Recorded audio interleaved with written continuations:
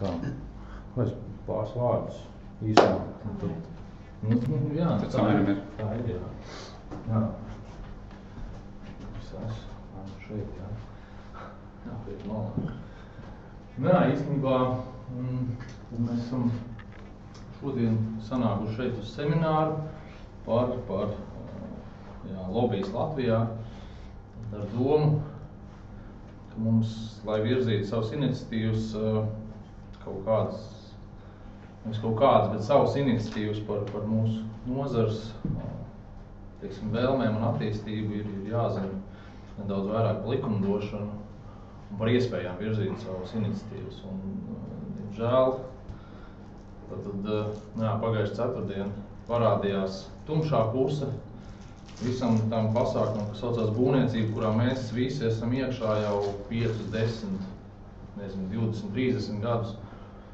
Un pēdējie 20 gadi bijuši diezgan smagi, un mēs redzam īstenībā, ka mēs esam gājuši, tā teikt, sliktumā, nevis labumā, ja, ar visu to, kas notiek apkārt. Varbūt nevienmēr, bet kaut kādā ziņā, jā.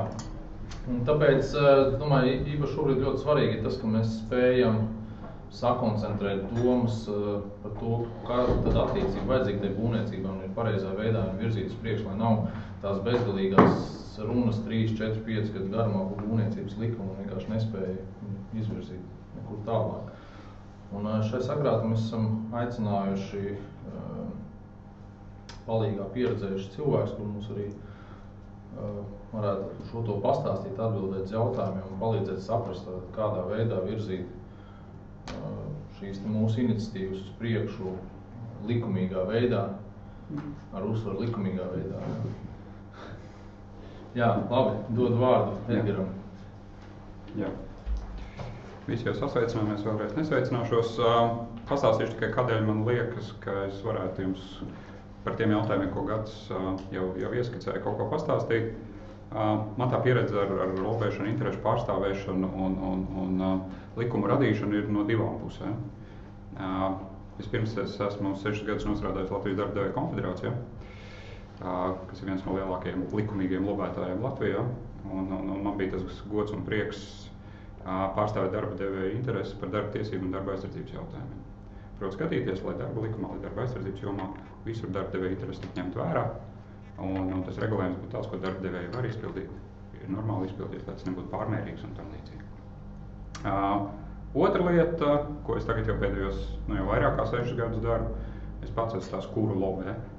Jā, es strādāju Labklājības ministrijā un gan par jautājumiem, gan par pašām darba tiesībām, es tagad no otras puses strādu. Proti piedalos likuma rakstīšanā, tas ir tas, ko es daru ikdienā, un strādāju tieši ar tām organizācijām arī, kuras nāk un mēģina savas intereses pārstāvēt vienā vai otrā veidā. Kā Gads teica, es varēšu pastāstīt par to, kas ir legālā lobēšana. Par nelegālo man tik liels pieredzes nav. Tie daži veidi ir tādi, kur arī nekur nav aprakstīts, par tiem es pieminēšu, bet tas nenozīmē, ka tie ir kaut kādi nelegāli vai aizliegti. Nu, lūk, tas, ar ko mēs sāksim, vispirms par normatīviem aktiem, par Latvijas, Eiropas starptautiskiem, to vietas, kur svarīgāk, kur mazāk svarīgi, kāpēc un kā vienu vai otru lietu, kur rakstīt un kāpēc rakstīt, par vispārīgiem tiesību principiem, kas tie zvēriem ir, un kur tos izmantot, un kur tos ieraudzīt, un kur tos var likt lietā, ja nepieciešams. Par tehnisko noteikumu saskaņošanu īši tur es liels speciālists neesmu, bet plus mīnus lielos vilcienos varu arī par tiem pastāstīt. Un tad jau tālāk tieši, mums laikam vidū vēl kafijas pauze, ne? Un tad vai nu mēs saraujamies vai pēc kafijas pauzes, tad jau legālais lobijs tieši par tiem ceļiem, kādi ir ceļi, kā vispār pilsoniskā sabiedrība, viens pats pilsonis vai uzņēmums var ietekmēt to, kas vienā vai otrā jomā Latvijā tiek ar normatīviem aktiem noregulēts. Un pats pēdējais ir par administratīvu procesu iestādi, tad, kad jau tie likumi, tas, kas tur ir ierakstīts vai noteikumi, tiek faktiski dabā piemēroti attiecībā uz kādu konkrētu cilvēku, konkrētu uzņēmumu.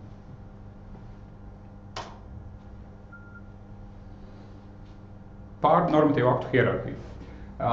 Visu augšā, protams, ir satversme. Visu augšā ir satversme, un, protams, var diskutēt par to, vai satversme ir visaugstākais, ņemot vērā, ka ir arī satversmes tiesa ar saviem spriedumiem, Satversmes tiesas spriedumi, protams, nav nekādi likumi un tiešā veidā vai cilvēku dzīvi neregulē, bet tas, ko viņi dara, viņi atceļ likumus vai atceļ normas. Līdz ar to Satversmes tiesas spriedumi tādā pašā mērā ietekmē mūsu dzīvi vai cilvēku dzīvi kā jebkuri likumi. Ja kāds pieņems likumu vai kā noteikums, kas neatbilstīs kādam augstāk stāvošam likumam vai tiem pašiem tiesību principiem vai vēl kam citam, tad Satversmes tiesa to arī var atcelt. Būvniecības jomā, cik es zinu, atsevišķos gadījumos ir bijuši Satversmes tiesas spriedumi vairāk gan tīri pašvaldībās plānošanas stadijā. Kad pašvaldība kaut kāda plānošanas dokumenti ir tikuši apšaubīti pretstatā sabiedrības interesēm, pretstatā normatīviem aktiem, un Satversmes tiesa tos ir vērtējusi un atcēlusi. Bet, teiksim, tā Satversmes tiesa tas tāds rets, rets, kas nezinu, instanci vai instruments, kas iesniedzās nonākt. Normālā gadījumā, protams, līdz tam nevajadzētu nonākt. Un nevienmēr līdz tam arī var nonākt, bet īstenībā ir diezgan ierobežots cilvēku skaits vai gadījumu skaits, kas var vispār aizvest konkrēto lietu līdz Satversmes tiesai. Jo normālā gadījumā būtu situācija tāda, ka Satversmes tiesā nonāk lietas, kuru ir kaut kāds acīm redzams pretruns vai nu Satversmē vai augstākam normatīviem aktam.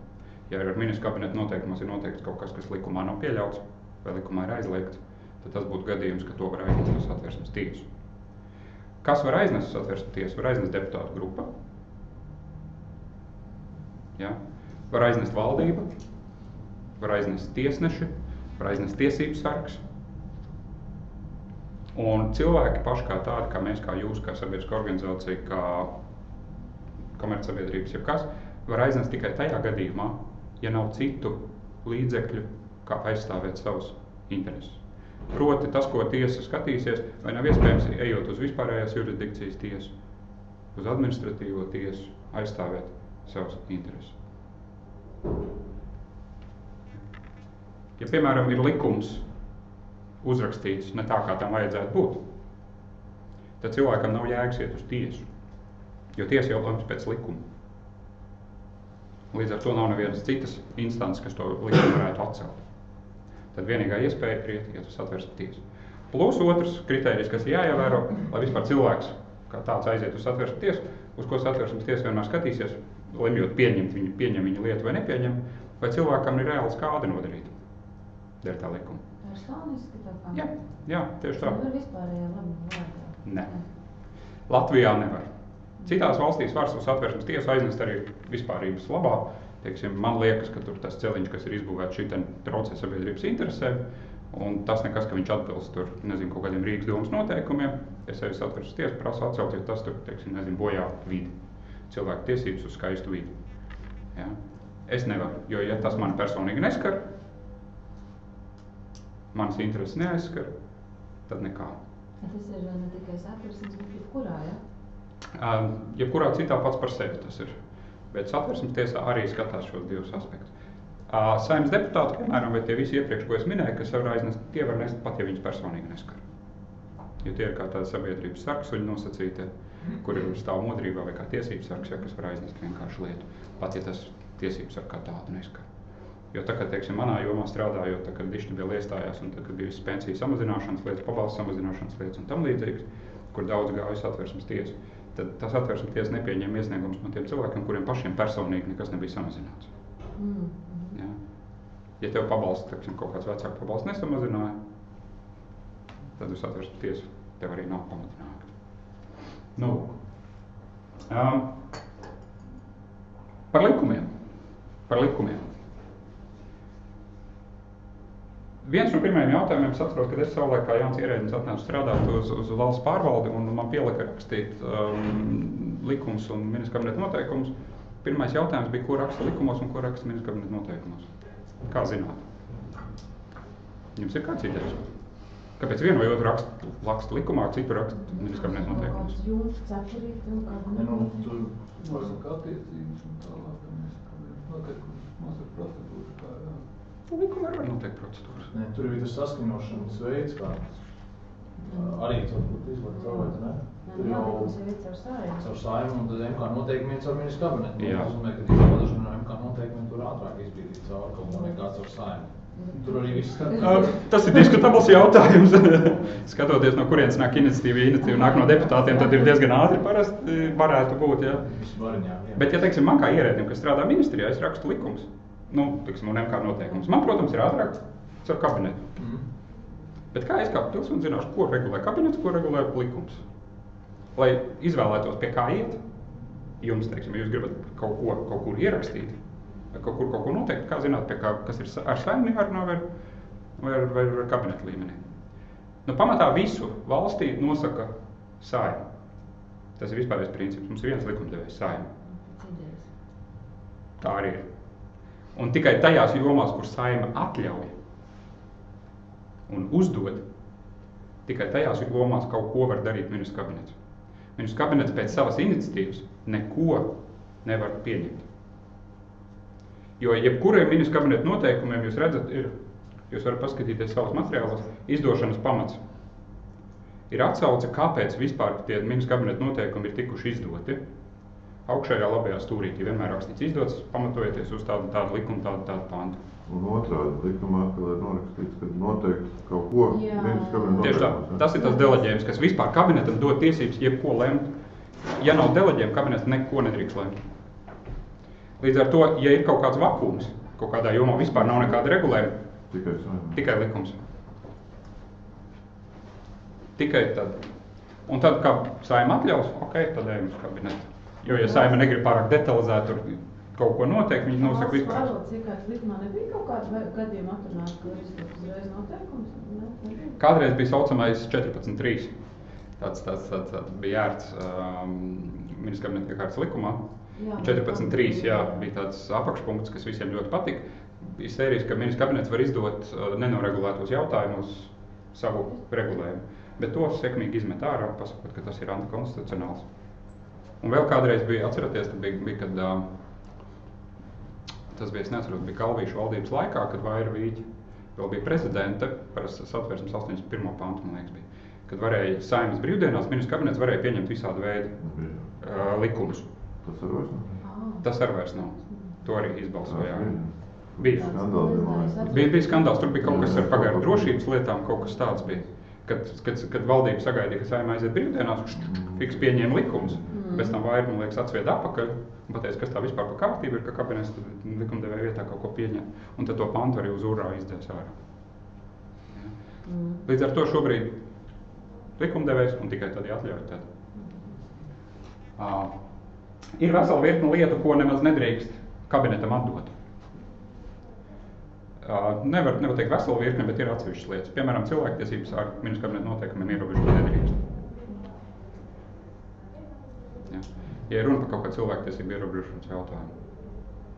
Ierobežot cilvēku, sociālās tiesības, tiesības uz brīvību, tiesības uz brīvu pārvietošanos vai kaut ko tādu, kaut kāds ierobežojums uzlikt, tos var tikai ar likumu.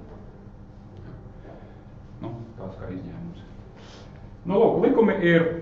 Likums var dalīt daudz un dažādi, tur pēc pieņemšanas kārtības vēl pēc kaut kā, bet pamatā jāatcerās, ka ir vispārīgi un speciālie, kas ir svarīgākais. Vispārīgi ir, protams, tādi, kas nosaka kaut kāds, nosaka prasības jebkurai jomai, un tad ir kaut kādi speciālie, kas nosaka konkrētai specifiskai jomai izvirzāmas prasības. Piemēram, es jau atkal tikai uz savu jomu atsaukšos, tā man sirdības tuvākā. Darba likums ir attiec uz visiem darbdevējiem Latvijā. Un tad ir vesela virkne joma, kur ir kaut kāds darbdevējiem izvirzītas speciālas prasības. Ārstniecības jomā, piemēram. Ir kaut kādas specifiskās prasības, ir vēl citās jomās. Ministru kabineta noteikumi ir nākamais līmenīts. Ejot uz leju, tad es atvērsim likumu un ministru kabineta noteikumi. Un tad vienādā statusā ar tiem ir arī tādu institūciju izdotie dokumenti, kuras ir tā saucamie, kā likumā viņus smuki sauc, autonomā publisko tiesību subjekti.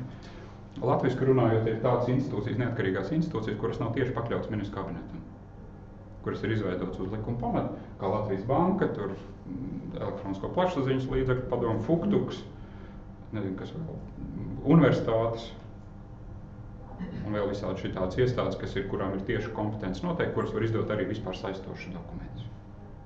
Kaut kādā konkrētā jomā, teiksim, Fuktuks izdod bankām. Tur nav ministru kabineta noteikumi, bet tur ļoti daudz ko regulē Fuktuka noteikumi Latvijas bankā, attiecībā uz bankām vai uz kaut ko citu. Bet tie tikai tie skaņas speciāli tiesību subjekti. Jā, autonomija publisko tiesību subjekti. Jā. Tas ir tas smalkais nosaukums. Jā. Bet viņu nav daudz, un viņi darbojas parasti kaut kādā konkrētā likuma jomā. Viņu izdotie dokumenti ir vienādā spēkā ar viņas kabinetu. Bet ziņojums nevar izdot sabiedrībai visai, bet tikai tur. Par savu jomu. Elektronisko plašsaziņas līdzekļu loģiski tikai uz savu jomu. Bet tas tāpat ir vispār saistoši. Tās jomas cilvēki. Nākamais līmenīts ir pašvaldību noteikumi. Pašvaldībai ir likumā par pašvaldībām noteikta autonomā kompetence, kurās jomās darbojas tikai pašvaldības un valsts vispār nejaucās. Vai arī ir jomas, kur likumdevējs likumā ir ierakstīts, ka šito regulē pašvaldība. Un pašvaldību dokumenti, protams, ir saistoši tikai tajā administratīvajā teritorijā, kurā pašvaldība darbojas. Nākamais līmenis ir iekšējie iestāžu dokumenti. Kas jums vairāk interesē, tas būtu tie dokumenti, kuri ir tādām iestādēm, kuras tieši strādā ar kaut kādu politikas ieviešanu kādā konkrētā jomā, vai tā būtu kāda inspekcija, vai tā būtu kāda aģentūra, vai tā būtu kāda cita veida dienests, kāds tam līdzīgs iestādes, kuras tieši saskarās ar cilvēkiem. Viņu iekšējie dokumenti nav nekādā veidā saistoši nevienam citam, izņemot viņiem pašiem. Teiksim, es nezinu, valsts darba inspekcija, vai valsts ieņēmuma dienests, vai vēl kāds cits šitāds te kantors, nevar par saviem iekšējiem dokumentiem padarīt jums kaut kādus pienākumus saistošus. Ne mums nevienam. Bet ko mēs sākam izmantot, piemēram, savā jomā, un es esmu ar saviem kolēģiem, juristiem valsts pārvaldē diskutējis, ko mēs varētu bieži vien sākt darīt, lai neapgrūtinātu un par, teiksim, ministru kabinetu vai Saeimu un par katru struntu neskrietu taisīt likumu vai MK noteikumus, ko mēs varam darīt. Iestādes var pieņemt kaut kādus noteikumus, ko viņas pašas ievēros attiecībā uz cilvēkiem uz āru. Nu, bet tas ir, teiksim, iestādes kā oficiāls iestādes, ne jau, teiksim, kā tāds nevalstisks organizācijas. Nē. Te ir valsts pārvaldes iestāžu. Valsts pārvaldes iestāžu. Piemēram, teiksim, lai minētu konkrētu piemēru.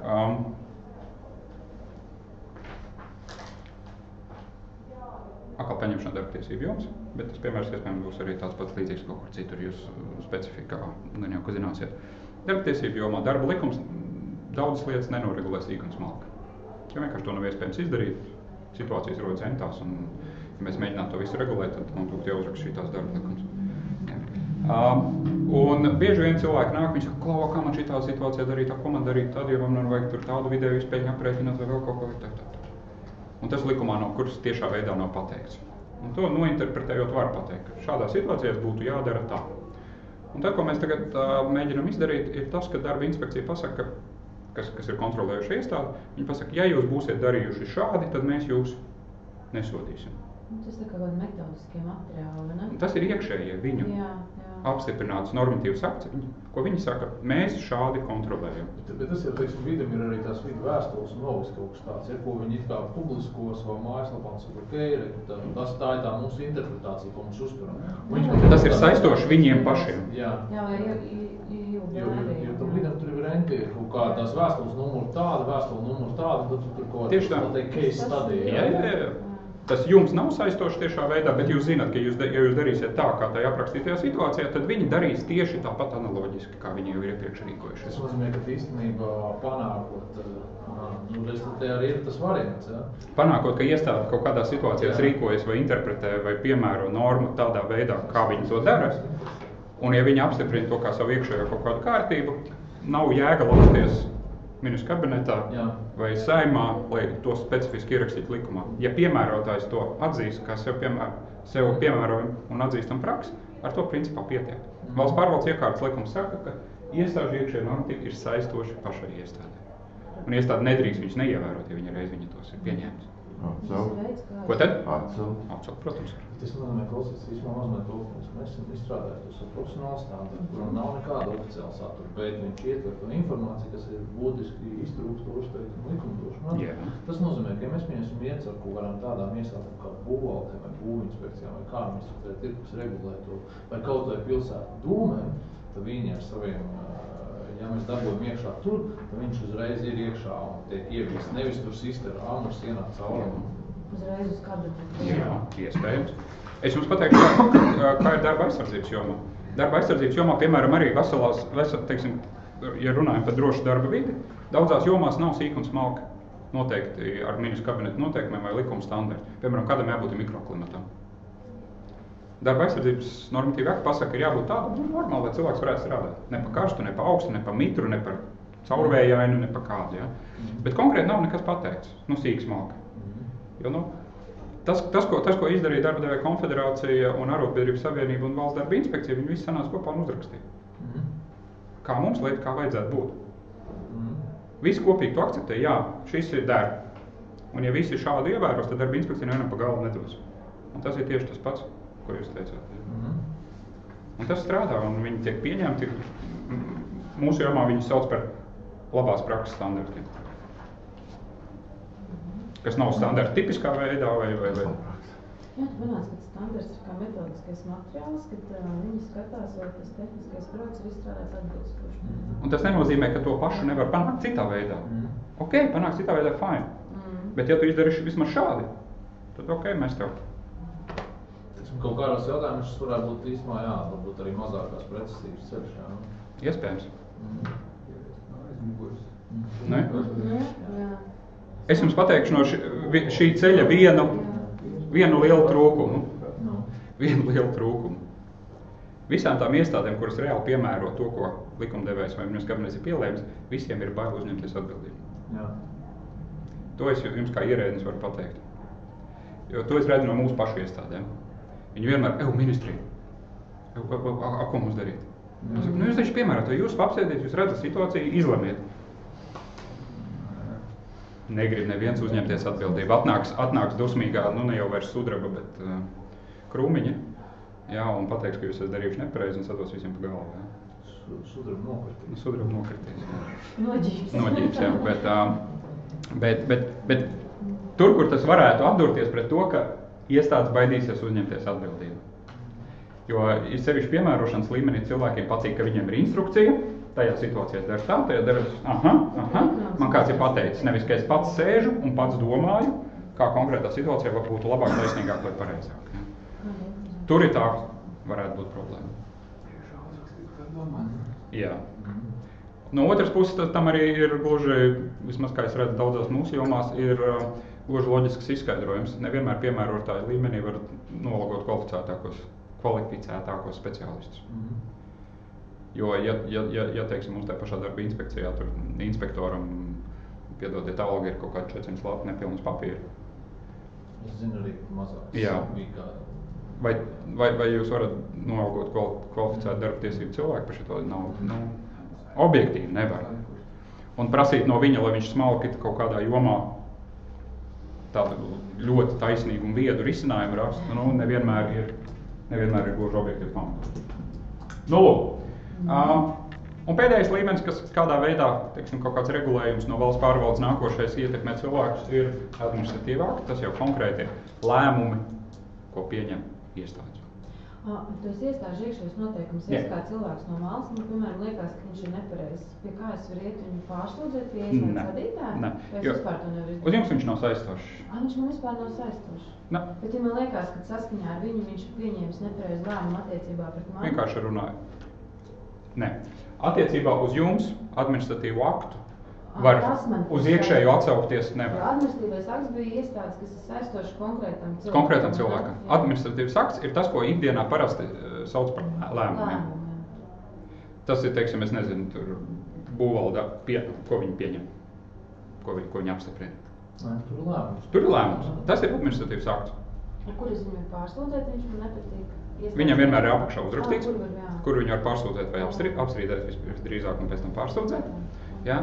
Un to nekad nedrīkst pamatot uz iekšējiem dokumentiem. To vienmēr jāpamato uz ministra kabineta noteikumiem vai uz likumu. Administratīvo aktu? Jā. Vienmēr. Viņu nevar pamatot uz, piemēram, es nevaru izdot administratīvo aktu, un viņu pamatot ar iestādes iekšējiem metodiskiem materiāliem. Nekad. Bet fondos, piemēram, ļoti bieži lēmumi par projektu apstiprināšanu un noraidīšanu, viņi ir pamatoti uz metodiskiem materiāliem. Bet kur viņi ir apstiprināti? Nav. Fondos jau vispār bija iepriekšējā plānošanas periodā, es nezinu, jūs atceraties vai neatceraties, iepriekšējā plānošanas periodā vispār, kad visi tie aktivitāšu, kas kā tagad ir aktivitāšu noteikumi, iepriekš viņi nebija kā noteikumi. Viņi nebija, jā. Un tad vispār bija tāda īsti juridiski pamata nekāda nebija, kāpēc kādu pieņemt vai noraidīt. Tagad vismaz viņi ir ministrs kabineta noteikumi, un tad tu vari vismaz kādu pantu no turienes pievilkt, uz kuru, teiksim, kādu noraidīt. Bet atsaukties tikai uz metodiku, tas nav pietiekams pamats. Nu, lūk. Tas ir par to, kā mums Latvijā kāds rāmīts ir uzbūvēts. Bet tā kā mēs šajā pasaulē nedzīvojam vieni, tad mums ir kaudze vēl citu dokumentu saistošu. Un gan starptautiskie, gan Eiropas Savienības dokumenti. Satversmē mums ir pateikts, ka ir pieļaujams Latvijā visu nenoteikt pašiem, bet atdot to daļu savas kompetences kādam citam. Un ir īpaša procedūra paredzēta, ka to var darīt ar lielu vienprātību parlamentā, atdodot daļu kompetenci uz āru. Nu, piemēram, tā kā mēs stājāmies Eiropas Savienībā, tur mums vispār bija referendums, tad visi par to parakstījās, ka mēs daļu lietas atdodam izlemt kopīgi Eiropai, Eiropas Savienībai, nevis mums pašiem. Starptautiskie dokumenti, kas mums Latvijā ir saistoši, tie kaut vai starptautiskie līgumi, ko mēs divpusēji parakstam, vai ko Eiropas Savienība paraksta ar kādu, tad caur to mums kļūst saistoši. Konvencijas dažādu organizāciju, kurās mēs esam biedri un kuras mēs ratificējam. Eiropas Savienības regulas un direktīvas. Vai zināt, ar ko tās atšķiras? Regulas tieši saistošas direktīvas jāievieš kaut ko. Jā. Nu jāpārņem. Varbūt gadījumi arī, ka direktīvas tieši saistošas. Direktīvas var būt tieši saistošas tad, ja valsts konkrētajā laikā, kas pašā direktīvā vienmēr ir paredzēts, to direktīvu nav ieviesusi. Un tādējādi kāds dēļ tā cieši. Teiksim, ir paredzēts, ka, es nezinu, ar Eiropas Savienības direktīvu ir noteikts, ka normālajam darba laikam, teiksim, būtu jābūt 8 stundas nedēļā. Nu, es jau filozofiju pieņemsim, ja? Konkrēti. Un mums Latvijā... Eiropa kodeksa ieviešana, ja? Ka tā ir regula, ka jāievieš līdz 11. gadam. Ja regula, tad viņš ir piemērojams uzreiz. Viņš nav ieviests, un tad viņam var izdot direktīvu, kad jums tagad ir nekavējoties. Ko tas īstenībā nozīmē? Mums tēt ir overdue. Tas ir direktīva vai regula? Nē, regulas bija, ka visiem jāpiemēro līdz kuram? Līdz 11. gada beigām. Kāda? Līdz 15. gada 1. janvārim. Nē, bet tas tagad, ko ministrija kaut ko runā. Tas ir mūsu pašu iekšēja, bet Eiropas līmenī mums jau sen bija jāievieš. Ja tā bija regula, tad viņa tieši saistoša. Ja regula, tad viņa bija jāievieš, un ja nav ieviests, tad jābūt direktīvai par to. Nē, nav obligāti. Regula ir tāds pats, teiksim, likums, bet tas ir jau pieņemts Eiropas Savienības līmenī, viņš uzreiz saistoši visiem.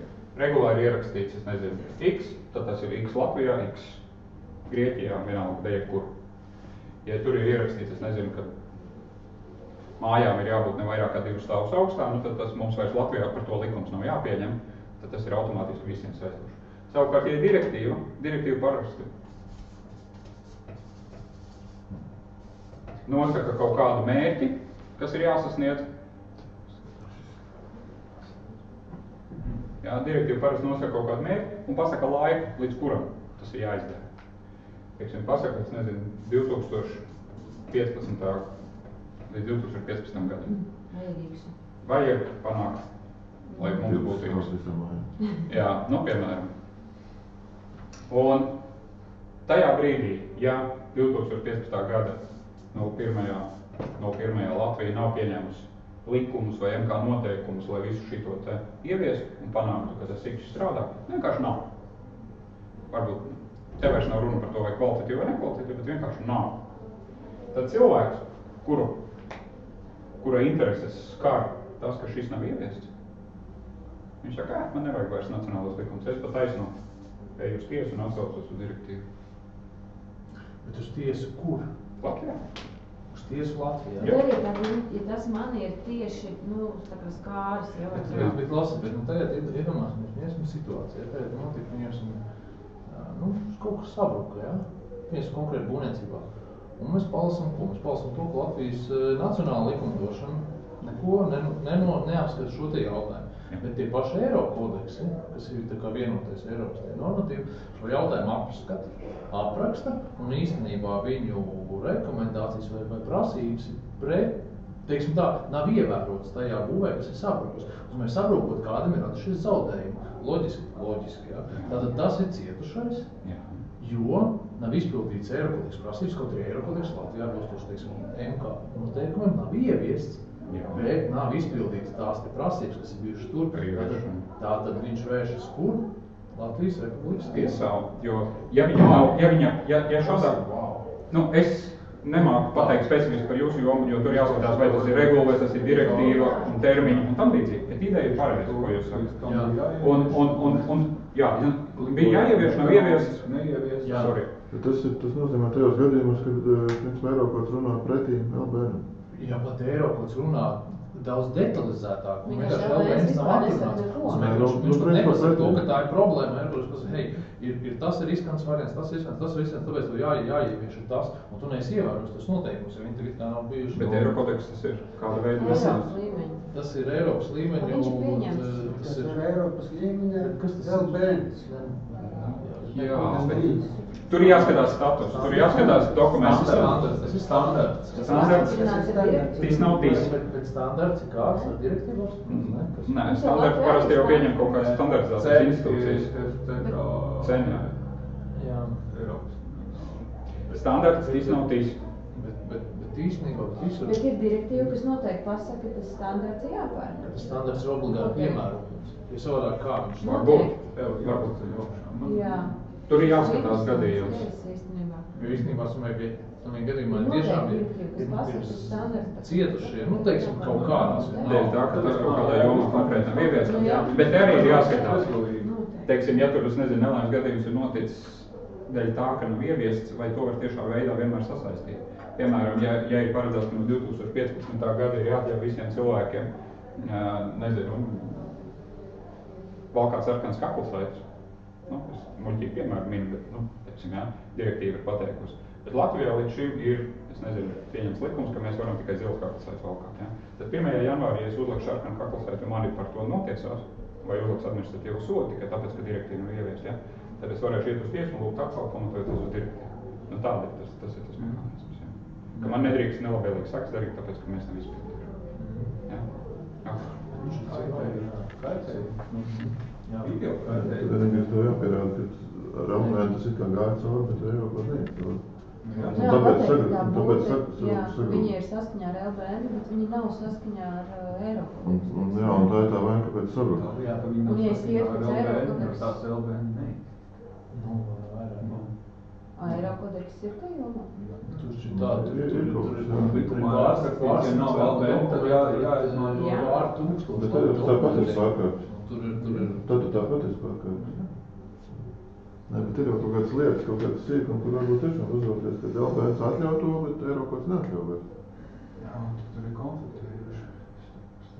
Tikai jāsaprot, vai tas Eirokods ir saistošs. Viņi var būt pretrunā, bet viņš var būt nesaistošs. Jāapstāsta, ar ko viņš tiek padarīts saistošs, vai viņš tiek pieņemts direktīva. Ir direktīvas, kurās ir atsauces uz standartiem, tad tie pa piemērojumiem standartiem kļūst no čorts.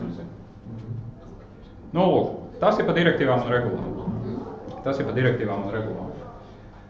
Tad ir vēl tāds vērķis, ko varbūt saskarsieties, varbūt nesaskarsieties, ir tas, kopš Lisabonas līguma parādījušies un pēdējā laikā ir uzradušies ieviešanas un deleģētie akti. Proti tie, ko izdod Eiropas komisija, bet tas ir līdzīgi kā mums Latvijā. Pamatā lemj likumdevējs visu, un tad viņš var atdot kaut kādas detaļas pateikt ministru kabinetam. Ja? Eiropas Savienības līmenī ir līdzīgi, pamatā viss ir caur direktīvām un regulām, bet tad atsevišķos gadījumos ir deleģējis likumdevējs Eiropas komisijai ieviest vai izskaidrot vai dot vadlīnijas, kā konkrēto normu piemērot kādā konkrētā jomā. To sauc par ieviešanas un deleģējušajiem aktiem. Vai, piemēram, noteikti tur kaut kādi muitas nodevu tur ik gadu. Ja? Skaidrs, ka likumdevējs nenāks katru gadu nodevu nenoteiks, bet to katru gadu komisija noteiks. Ja? Vai kaut kādus tur, atkritumu pārstrādes, piemēram, mērķus. Ja? Ikgadījos, ka šogad mēs savāksim tik un tik papīru vai tik un tik iepakojumu tādu vai plastmasas vai stīklu vai kaut ko tādu. Nu, lūk, kas Eiropā pieņem? Direktīvas vai regulas? Komisija, padome. Viņš parasti raksta padomas, tur tā kaut kā. Jā. Kas pieņem? Eiropas komisija, padome, vēl parlaments? Viņiem tur bija kaut kā, kurās jomās tur bija sadalīts kaut kā.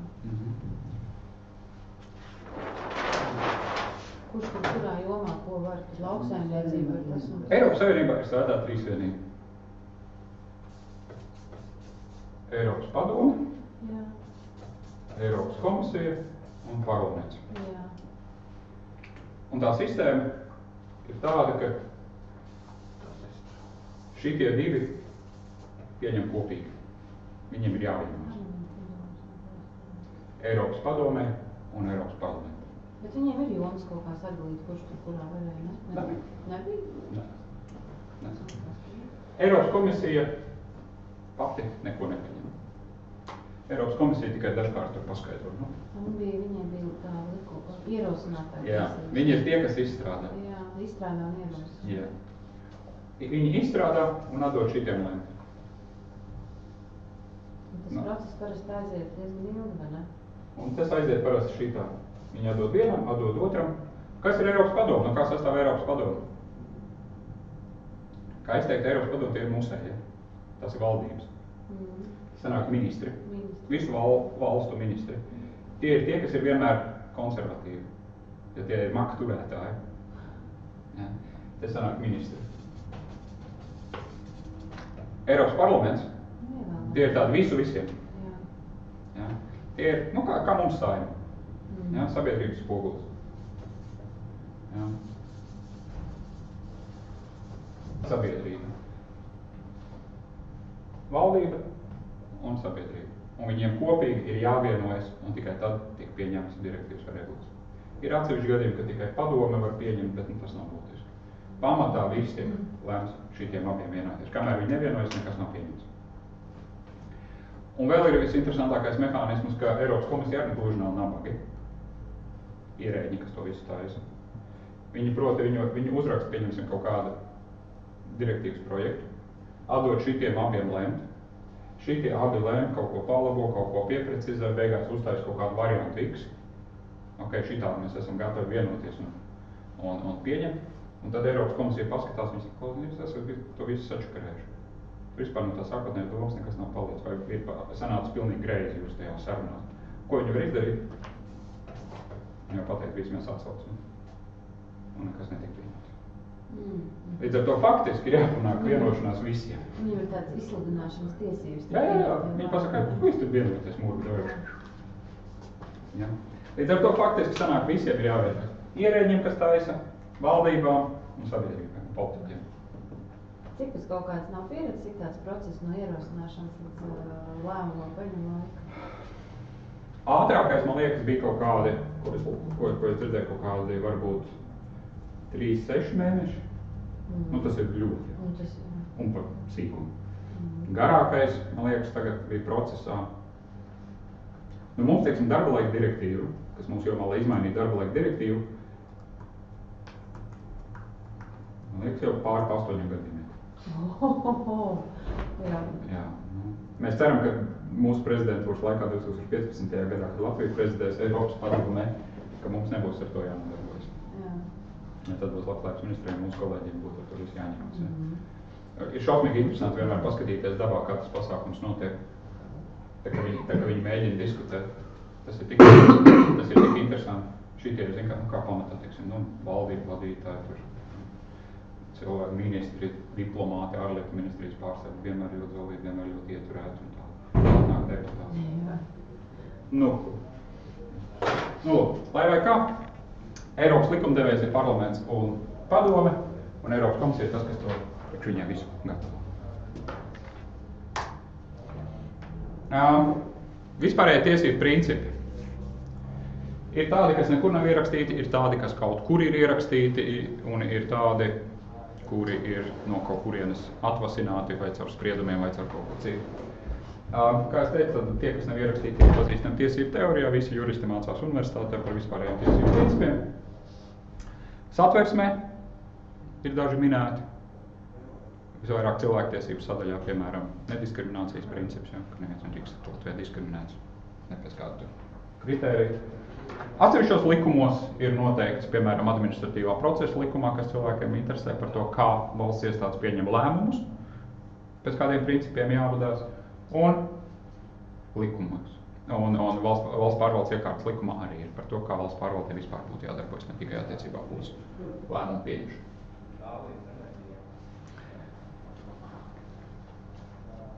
Vispārējie tiesību principi, tā kā viņi daudz kur veiksmīgi. Tā kā viņi daudz kur nekur nav atrakstīti un daudzos likumos varbūt pat nav pieminēti, ir jāsaprot, kur tad viņi ir un kā viņus piemērot. Un viņus var piemērot jebkurā vietā un jebkurā stadijā. Viņus jāievēro likumdevēji, viņus jāievēro kabinetam, viņus jāievēro iestādē pieņemot lēmumu, jebkurā vietā uz viņiem var atsaukties un viņus piemērot. Vispārējais tiesību princips piemērot tad, kad nav skaidrs, kā konkrēto normu piemērot. Ir uzrakstīta norma, bet tu skaties, jā, ok, ko man darīt, un tad tu atsaucies vispārējiem tiesību principiem. Tādiem kā taisnīguma princips, samērīguma princips, ka jebkuru normu piemērot, jāsasniedz kaut kāds loģisks rezultāts. Bet, teiksim, ja pastāstus kaut kāda arī tāda, tiesu praksa, jā, Latvijā. Jā. Cik tas tiek ņemts vērā? Ļoti. Bet tas ir, protams, tas ir uz to juristu vienmēr arī spiež, jā? Maizīt. Jā. Jo, teiksim, tipiskais gadījums, dzirdējāt tagad arī pēc Maksimas traģēdijas, kā atstādināja šito te katastrofu medicīnas centru bijušo priekšnieku Šīts, Mārtiņš Šīts, ka viņi atstādināja par to, ka viņš iedeva Nekropolē LV tos personu datus, kas bija cietuši. Nedrīkst dot personu datus, ja? Datu aizsardzības inspekcija jums pateiks, ka personas datus... Personas kodiem iedevis, jā? Man liekas, ka jā. Publicēt vismaz bija tikai vārdu uzvārdu. Es nezinu, cik smalki, bet jebkurā gadījumā tie ir personas dati. Un tos bez cilvēka piekrišanās tu nedrīkst svaidīt apkārt par visu pasauli. Ja? Vārdu uzvārdu nevar nolēst personas kodu. Arī vārds uzvārds ir, var identificēt, varbūt tas ir unikāls Latvijā. Edgara Korčāgina cita Latvijā nav. Tiešām? Jā. Nē, man brālēs Edgars. Bet viņš nav Latvijā. Tā kā, okay. Jā. Līdz ar to, tas, ko viņš teica, Mārtiņš Šīts savā ēstāpī, viņš saka, ok, es pārkāpu likumu, Dievs ar viņu. Bet tas, ko viņš saka, ka tas labums, kas bija sabiedrībai no tā, ka es varbūt pārkāpu šo normu, ir daudz lielāks nekā tā skāde, ko es iespējams kādam nodarīju, izplatot viņa datus. Īstenībā pat cilvēkam, kurš bet ir miris. Vai es vispār, jā. Līdz ar to tas, ko viņš teica, tas, ka tur vesela kaudze ar sabiedrību locekļiem nomierinājās par to, ka viņu tuvinieku tur nav, piemēram, jā, ir daudz lielāka tam vērtība nekā tam manam sīkajam formālajam pārkāpumam. Un tas ir tas, kur tiesību principi nāk vietā. Jo tad, kad, teiksim, datu valsts inspekcija vai tagad viņam ir disciplināra lieta ierosināta, ja, disciplināra lietas komisija, ja, teiksim, vērtējot un pieņemot lēmumu par to, viņu sodīt vai nē, viņam ir jāpiemēro šie vispārējie tiesību principi un jāsaliek svaru kausā. Pārkāpums. Ja, un attiecīgi tas labums, ko cilvēku gūst, dēļ tā, ka viņš faktiski neievēro. Un tā ir tā atbildība, ko bieži vien no savas pieredzes ierēģi baidās uzņemties. Pārkāp kaut kādu likuma normu brīdī, kad tu jūti, ka labums no tās neievērošanas būtu daudz lielāks nekā normas formāla ievērošana, sekošana normai. Par tiem personas datu aizsardzību, cik ilgi attiecas pēc personas dzīves? Nav nekāda ierobežojuma. Pamatā ar personas piekrišanu var tikai tos datus. Dot uz ārā. Un bieži vien ir jāvērtē šādi ierobežojumi. Mēs zinām, mēs arī ik pa laikam, ja mums kaut kādu lēmumu jāpieņem un iestādes baidās pieņemt lēmumu vai kādu. Teiksim, viņi redz, ka piemērojot normu, formāli mums ir jāpieņem, bet tas rezultāts būs švaks. Ja? Un tad es zinu, ka mēs viņiem bieži rakstam dariet, pieņemiet, tas labums būs daudz lielāks. Ja? Jo mums bija gadījums, kad arī Dišķipalas pašas kulminācijas laikā bija tā, ka valdība deva pašvaldībām naudu, lai izmaksātu cilvēkiem dzīvokļu pabalstus, ir dzīvokļu, ko samaksā siltumu, samaksā un tam līdzīgi. Jā, tiem, kuriem bija bez darba palikuši, vispār naudas nebija. Un to maksāja pašvaldības sociālajie dienesti. Un bija viens pašvaldības sociālais dienests, kurš bija kaut kāds tur salaids dēlī, visas pasākumu, un principā viņiem bija jāatņem iespēja to naudu dalīt. Ja, bet mēs sakam, ok, nu formāli jā, viņi ir pārkāpti, formāli mums ir jākancelē, bet ja mēs nokancelējam, tad cilvēki paliks bez. Pat ja viņi ir tādi sliktie, nu ok, nu neatņemsim davai vienalga. Jā, un formāli, protams, pēc 5 gadiem atnāk tur valsts kontroli un pasaka. Nu, lūk, līdz ar to tiesību principus var piemērot jebkurā stadijā. Arī likumdevējs pieņemot likumu ir jālem. Jā, pieņemam mēs šito likumu, nosakam šito prasību. Vai tas ir samērīgi, vai tas nav samērīgi. Vai tas ir vajadzīgs, vai tas nav vajadzīgs.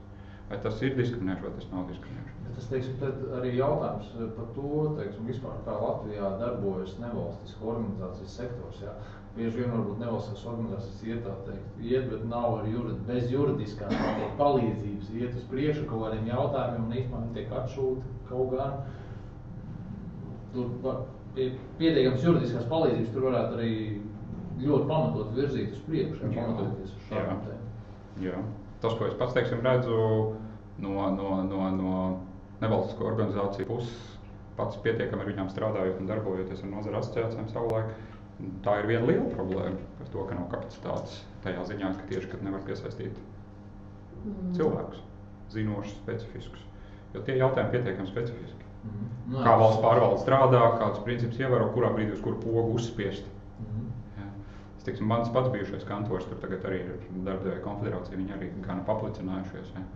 Un ir cilvēki, kas ir nākuši no malas, bet kas savu mūžu, kas varbūt ir forši, bet viņi savu mūžu ar valsts pārvaldu nav strādājuši. Vispār mums ļoti grūti ar tām cilvēkiem. Nekad neesmu strādājis valsts pārvaldē. Un tāpēc, teiksim, man viens, teiksim, tāds ieteikums, ko mēs savas nozares NVO bieži vien iesakam, necentieties uzrakstīt varbūt perfektu normu, ko atnest ierēdnim. Cīnieties par ideju. Ierēdnis jau pēc tam, ja tu ideju atbalstīs, ierēdnis jau izdomās, kā to uzrakstīt. Tas ir tas, ko mēs bieži vien mēģinām kaut kā pieklājīgi pateikt Saeimas deputātiem.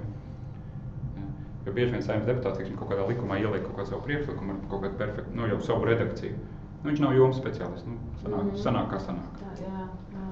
Un to viņš ir ļoti apvainojams, ka mēs viņam pasakām, ka tas ir muļķīgi uzrakstīt. Varbūt pat ideja ir laba, bet ļaujiet mums uzrakstīt. Jā. Okay. Tas par vispārīgiem tiesību principiem. Kas tad tie tādi ir? Visus es neuzliku uz prezentācijas, domāju, tas nav nepieciešams. Pirmais ir tiesiskās vienlīdzības princips, jeb nediskriminācija, ka visi ir vienlīdzīgi un ne pret vienu nedrīkst sliktāk izturēties dēļ tā, ka viņš ir tāds vai šitāds.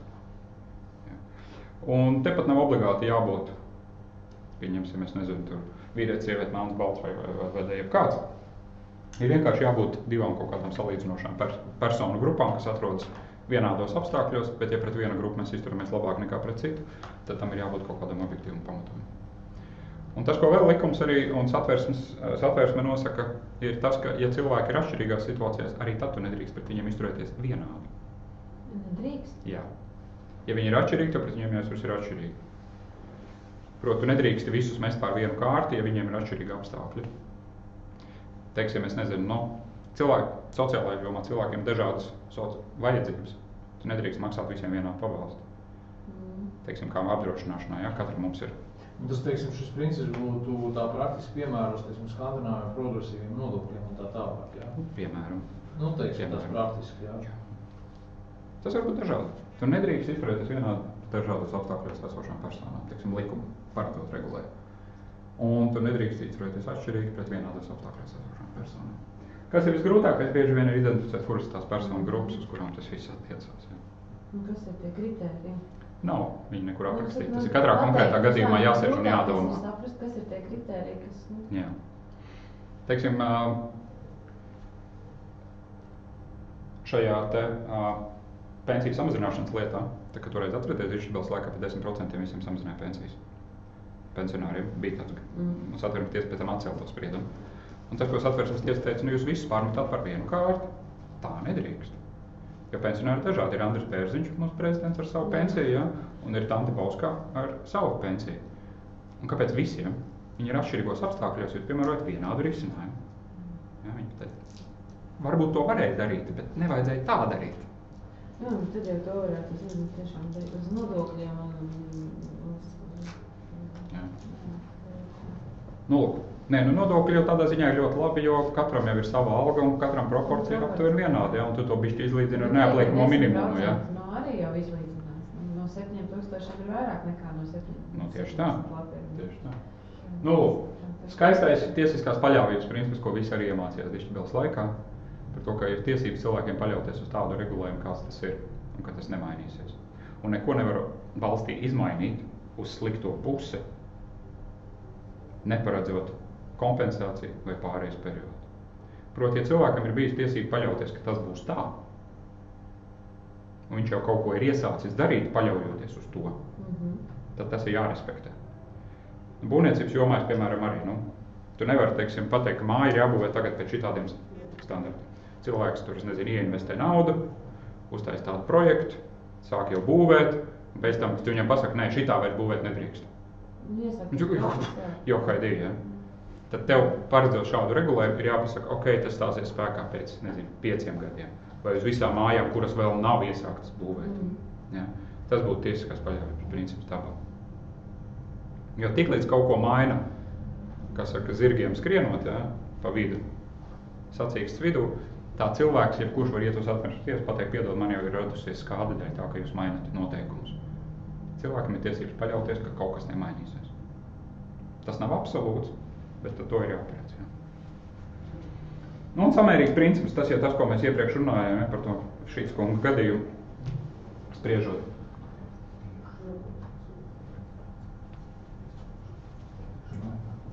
Kādā ziņā tas mūsdīgs, ja tev tagad šo gadījumu? Ne, padiskutējam.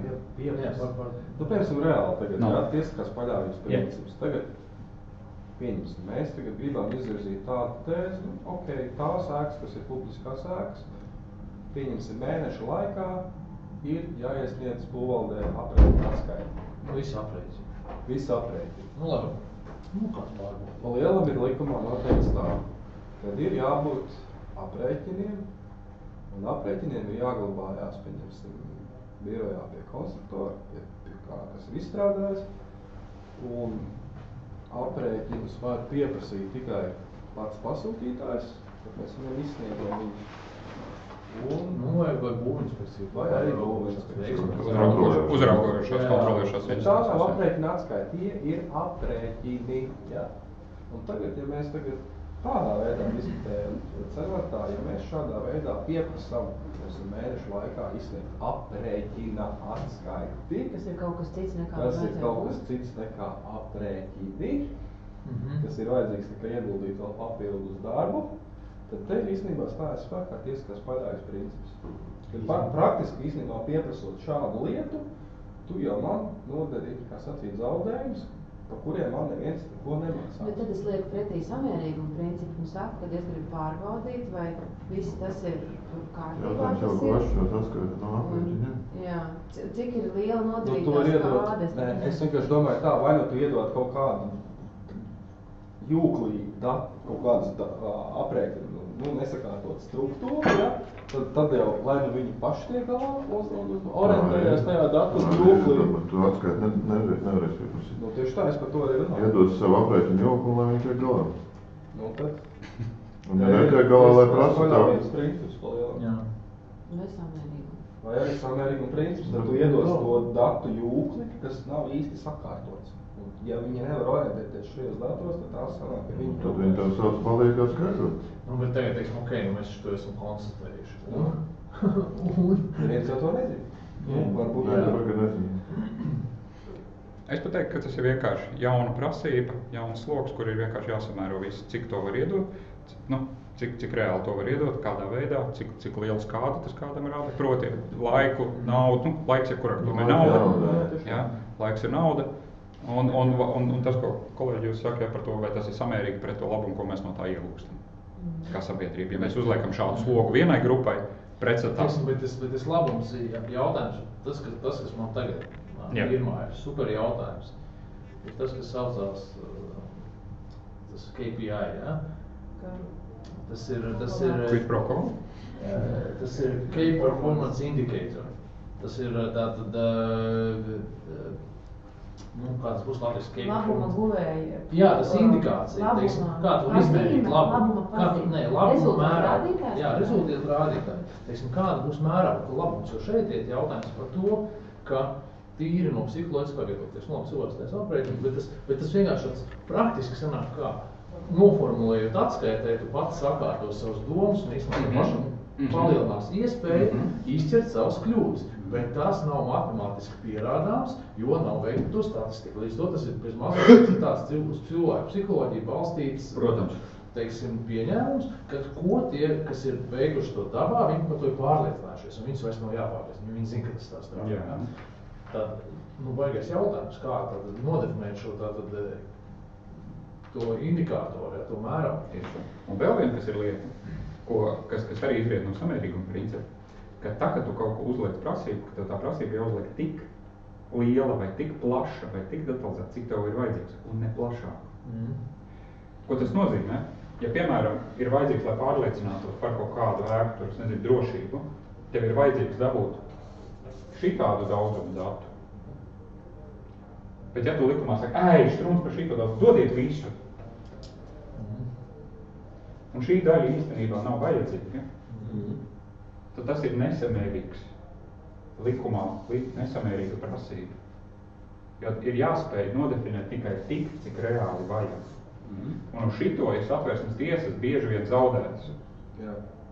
Ka ir prasība uzlikta daudz plašāka nekā īstenībā vajag. Jo tas ir ierobežojums cilvēku. Šo var attaisnot ar mērķi. Normatīvi, kur parasti vienkārši, ka vajag to, tad tas ir nepareizi. Nu, teiksim, sanāk, ka vajag stingri nodefinēt, stingri sīkāk, ja mēs nevar pastāvēt normatīvas, kurš nodefinē kaut ļoti plaši. Nē, es tev ko Vīks saka, tev pieprasa vai tāda informācija, vai tev viss aprēķina? Tev jāatrast aprēķinu vai aprēķina atskaiti. Ar ko viņš atšķirās? Viņš atšķirās to, ka aprēķins tur nesat kādā vārdā grib, bet aprēķina atskaitā tomēr ir kārtība, kādā tu visu to saliec kopā. Līdz ar to, ja tu uzreiz sākumā gatavo to, kā atskaiti, tu īstenībā tas tev neaizņem vairāk darba, vienkārši sistemātiski strādā. Tas nozīmē, ka īstenībā tas tev tiek pieprasīt sistemātiski darba rezultāts, nevis vienkārši darba rezultāts. Un teiksim par šito proporcionalitāti. Īstenībā tad tas nozīmē, ka tā mūsu prasība vismaz vai ir tāda uz šitiem principiem. Piemēram, es nezinu, piemēram. Otrādā domāju, ka tieši mums prasība labāk. Jo kā, mūsu, teiksim, sanāk, ka likums ir plāns. It kā lapas, ja? Likums viņš ir plānot, teiksim, noteikumos. Viņiem jābūt tādām bieziem. Nevienmēr. Tur nebija runā, mēs runājam, ka punktu tiesiskās paļājas princips un tālāk samērīgums princips. Tagad tikai šitā. Nē. Viss ir ok. Par plāniem un bieziem likumiem arī īstenībā ir superīga diskusija, kas varbūt nav, teiksim, jums interesanta, bet man vairāk kā juristam, likuma rakstītājiem ir interesanti. Teiksim, valsts pārvalde šobrīd juristi ļoti daudz diskutē par to, cik daudz un cik biezs likums mums vajag. Ar likumiem, domāju, izskanē kā noteikums un viss. Tas, ko valsts prezidents pirms kādu laiku pateica, viņš cik var tos likums ražot. Pilns ar. Bet tas nebija pēc būtības, tas vienkārši, ka sistēmas bija tās, kad kāds bija tas princips, ir atļauts tas, kas ir rakstīts, vai kā tur bija tas? Jā, Nē, tas ir jums tā, man ir otrādi. Tāpēc man ir atļauts tikai tas, kas ir atļauts publiskajā pārvaldē. Jūs varat darīt, kas nav aizliegts. Un prezidents pateica, tev vai juristi izdomājiet, kā rakstīt mazāk likumus, lai vienkāršāk, jo cilvēks nevar orientēties, vidējais cilvēks visos likumos, tas nav iespējams. Un tam mums arī bija daudz diskusijas par šito tēmu, mēs aizrunājamies tik tālu, ka principā, ja pasaulē būtu ļoti daudz juristu, kurus varētu vienmēr, kā saka, pie sāna kaut kur turēt, tad pietiktu ar vispārīgiem tiesību principiem. Nevajag vispār likums. Jo interpretācija viss notiek. Tu jebko vari, caur jebko var aiziet tā, vai tas ir samērīgi, vai tas ir taisnīgi, vai tas ir nediskriminējuši. Principā, ja tev ir blakus jurists, kas tev saliek šito visu plaktam, likums nevajag. Kāpēc ir vajadzīgi likumi un kāpēc ir vajadzīgi biezi likumi? Tas ir priekš cilvēkiem, kas nav juristi. Jo viņam nav universitātes zināšanas par to, kā interpretēt likumus vai kā interpretēt prasības. Viņiem vajadzīgs, kā mūsu grāmatvežiem. Kur tas rakstīts? Ja? Vēl links jāatspēj. Jā, kur tas rakstīts? Konkrēti vārds vārdā. Kur tas rakstīts? Es saku, tā 2+2 saliec kopā, tas izriet. Neko nezinu. Ja? Kur tas rakstīts? Ja? Un ja tu gribi uzrakstīt likumus, lai visi varētu izlasīt, kur tas ir rakstīts, tad ir jārada nenormāla kaudze un nenormāla detalizēta likuma. Ja? Un te ir līdzsvars starp to, ka vispār nav likumu, visu var interpretēt, un starp nenormālo kaudzi un nenormālo detalizāciju. Ja? Un kur ir te zelta vidusceļš, čoks viņas ir? Jā, interesanti. Būvniecībā ir tik meklēts no tā, ka uztaisīt noteikumus, ka tā saucamie tas standarts un ar to pietiek. Iespējams. Tāpēc tur pilns ar juristiem, viņi teiksim tā vai sakārtoja. Iespējams. Teiksim, darba tiesību jomā mēs visu laiku sakam deputātiem, nevajag to detalizāciju. Nesakam, kas katrā gadījumā notiek. Nu, mums ir viens pamats, ka ir, teiksim, viena norma, ka jāmaksā taisnīgi darba samaksa, un principā ar to vajag pietiek. Jā, tur ir šitā, tur ir šitā, tur ir šitā, tur ir šitā, tur ir šitā, tur ir šitā. Beigās šitāds pants sanāk. Nu, lūk, bet par šo atgriežoties, ja, tātad tas, uz ko var noteikti vienmēr spiest, vai prasība nav plašāka nekā īstenībā tas mērķim ir nepieciešams. Un tas ir daudz, kur visi iekrīt un bieži vien, jo šis bieži vien ir vienkāršākais risinājums. Ai, paprasam visu. Ai, uzliekam par pienākumu visiem to darīt. Varbūt visiem mēs nevajag. Ja? Nezinu, pasakam, ka visām mājām jābūt ir, nezinu, kaut kādiem kārniem jumtiem, ja? Nu, varbūt visām mājām nevajag tikai tam, kas tur vēsturiskajā centrā atrodas, nu, piemēram. Tie principi, viņi darbojas, teiksim, arī attiecībās kādam regulām un direktīvām šādi te, vai ne? Tie tādi vispār atzīti. Nu, teiksim tā, vecās Eiropas juridiskajā telpā. Iespējams, Ķīnā tas citādāk darbojas, es neesmu tik liels speciālists, bet jā. Nu, lūk, tas par to. Tehniskie noteikumi.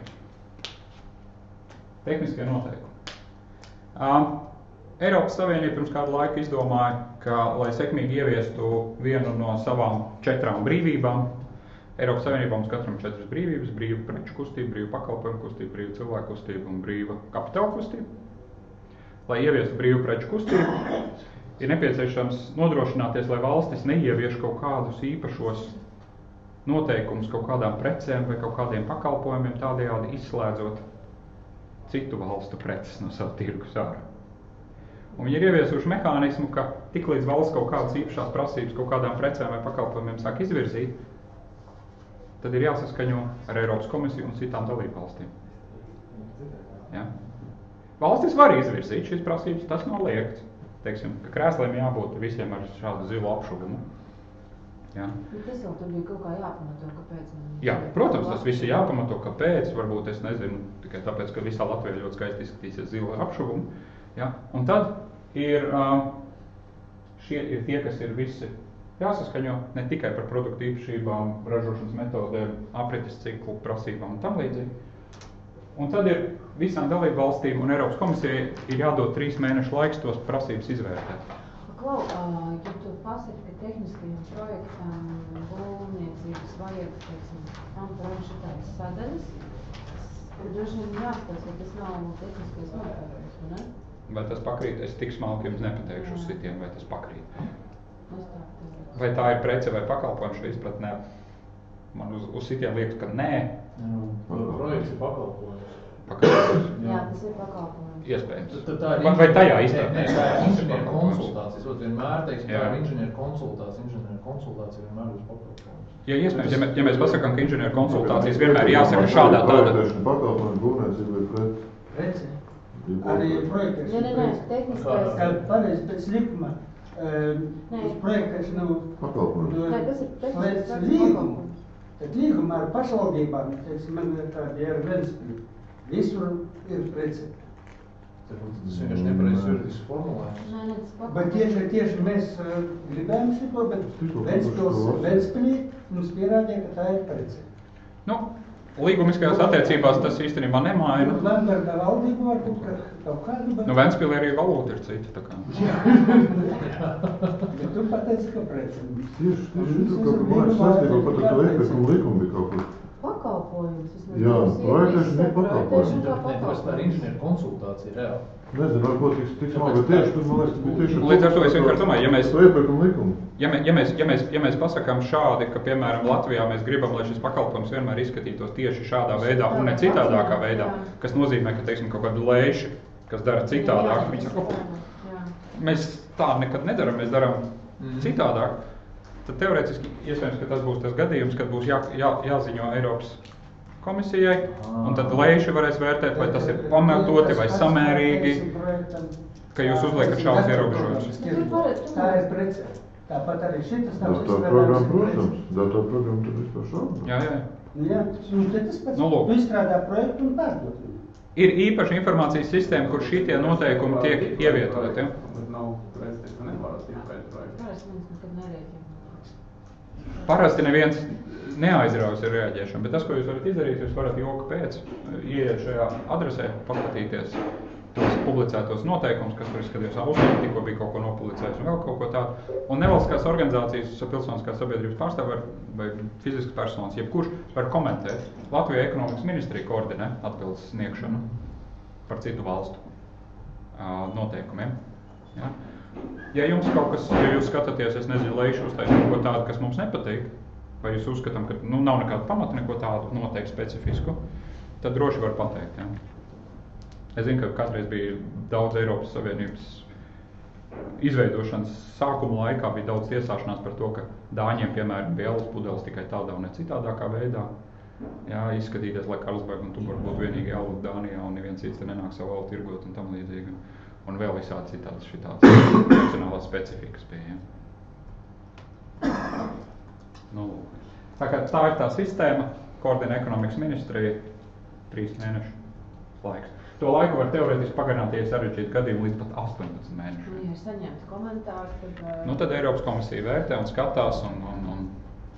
Okay, bet tas ir attiecās, teiksim, uz tām visiem līmeņiem, jo tas, ko mēs sākam atkal runāt, par to, vai mēs ejam kaut kur. Vai mēs likumā to nosakam, vai mēs ministru kabineta noteikumos to nosakam, nav svarīgi. Bet ja mēs zemāk to nosakam, Nē, tas jau nav saistoši viņiem, iestādes. Iestādes nav vairs saistoši nevienam.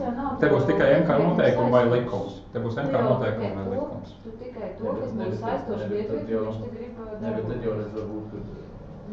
Nē, tas nav viņam saistoši. Tas nav saistoši tikai man kā iestādē. Tā metode. Jā, bet viņi jau izvērtē. Bet viņi nedrīkst, teiksim, noraidīt projektu pamatojoties uz savu iekšējo metodiku. Es tā darīšu, bet es nevaru lēmumu, ka nē, es tev nedošu to vai šito. Ja tas vienalga atbilst likumam, bet ir citādāk. Man nav pamata viņu noraidīt, ja viņš nav uztaisīts atbilstoši manai metodikai. Jā, tikai, ja tas ir ministru kabineta noteikumos vai likumā. Cikos mums ir kafijas pauzīnā noslēgums? 15. Super, mums ir stundu laika. Jā. Laižam. Nu ko? Esam līdz skaistumam nonākuši. Proti, kā visu to, ko mēs izrunājam, padarīt tādu, kādi ir tie ceļi, kā padarīt tādu, kas ir maksimāli atbilstoši jūsu un citu cilvēku interesēm. Kā jūs domājat, kāpēc man, kā ierēdnim, kas raksta likumu, daudz labāk patiktu, ja pie manis nāktu un kaut ko mēģinātu panākt organizācija, nevis viens konkrēts cilvēks? Tāpēc tas jau ir konkrēts viedoklis, kaut kāds grupas. Arī cilvēkiem ir konkrēts viedoklis. Teiksim, organizācija jau vairāk un mazāk pārstāv cilvēku grupu.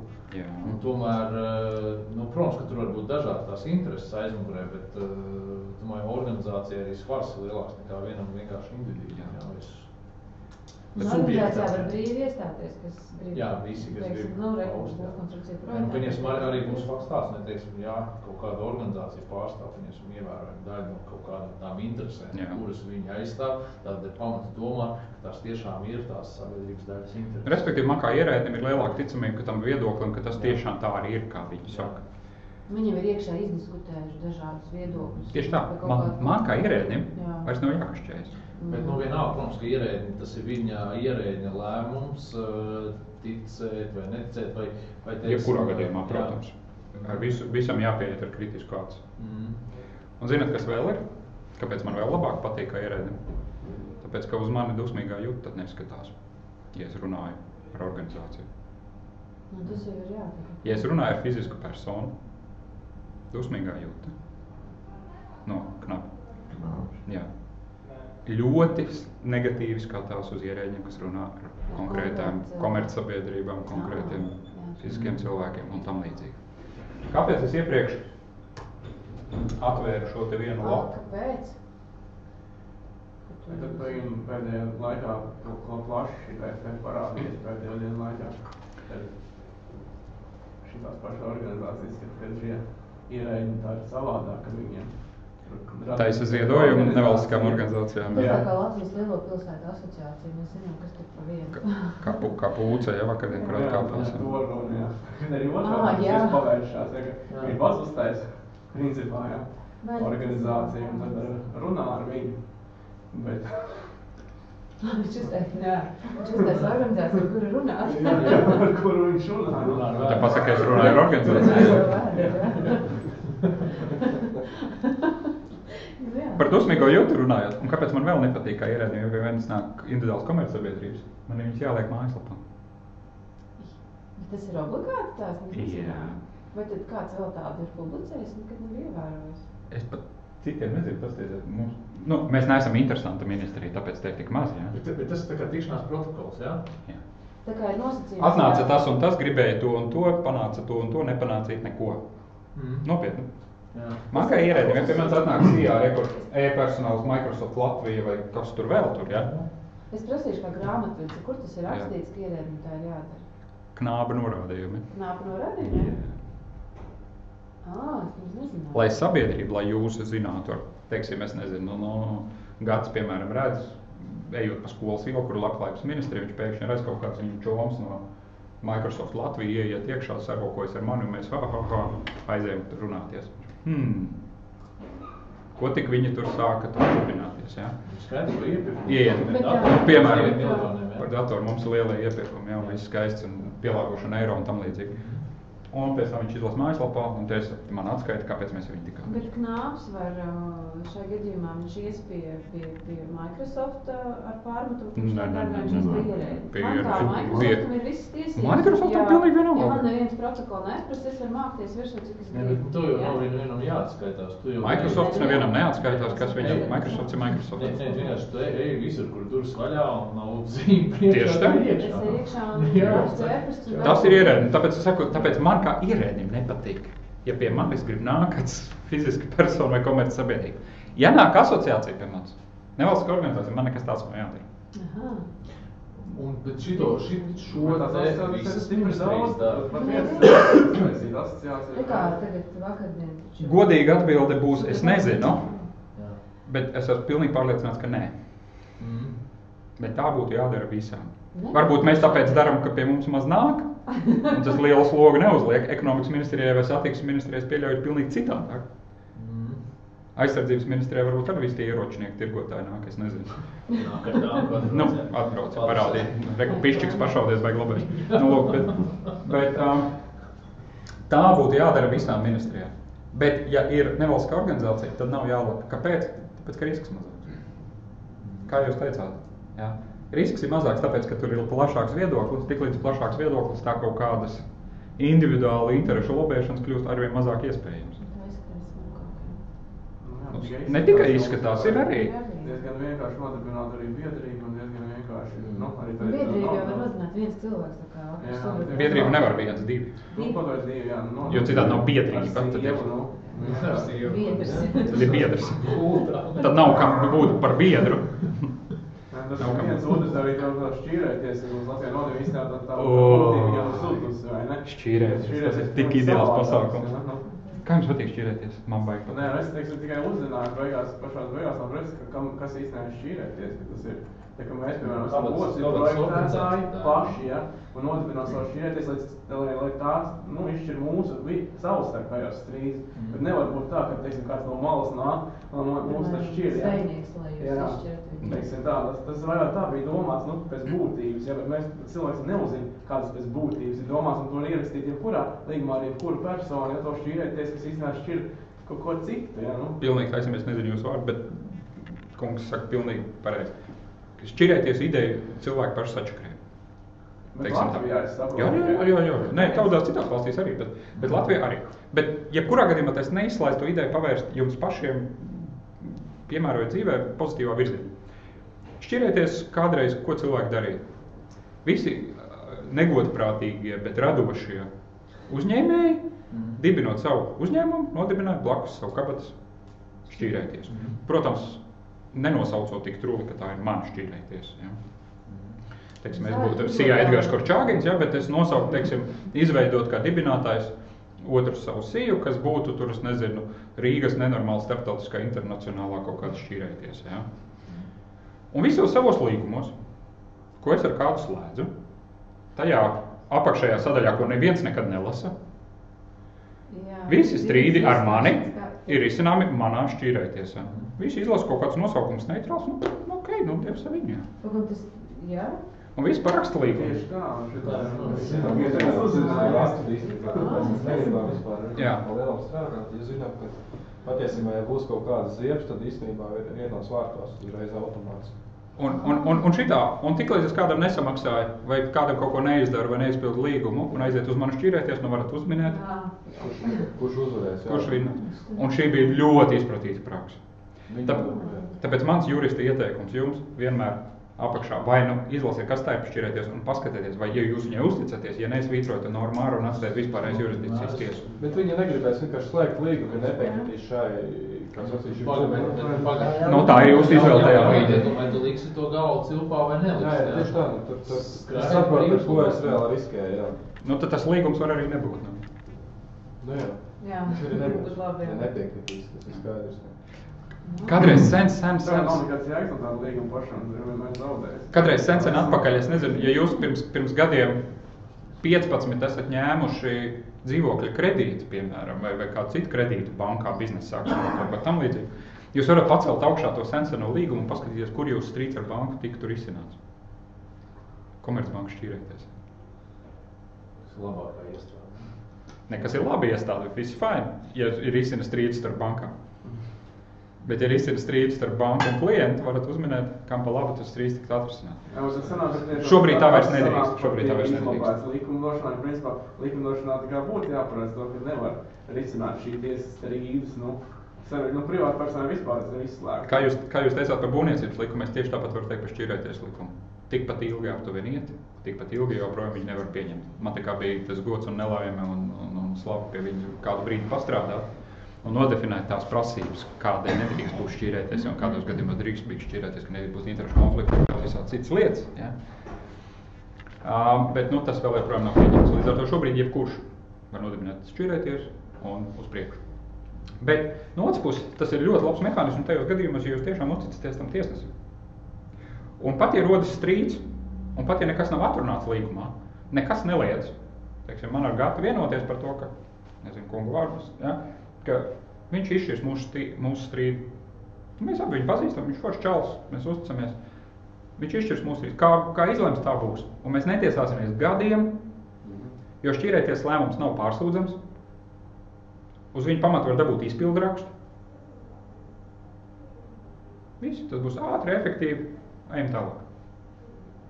Arī šobrīd to var darīt, un tas ir tikpat forši. Tas ir droši tāpēc arī pieņems, lai neviltos, kas neapdraud tiesnešos kaut kādu nenormālu birokrātisku. Jā, tas, kas ir bišķi vajadzīgs, bišķi rāmīgi ierobežot tam pasākumu, jo viņš ir, jā. Un es zinu, man kolēģis viens, ar kur mēs strādājam kopā, arī jurists, viņš ir pa laikam iet uz šādus strīdus izšķirt. Viņš ir, kā saka, tāds savā specifiskā jomā tāds diezgan atzīts un respektēts cilvēks. Un viņi pa laikam pieaicina vienkārši uzņēmumu. Savā starpā kašķējoties, izšķir. Ātri, efektīvi un ejam tālāk. Lūk.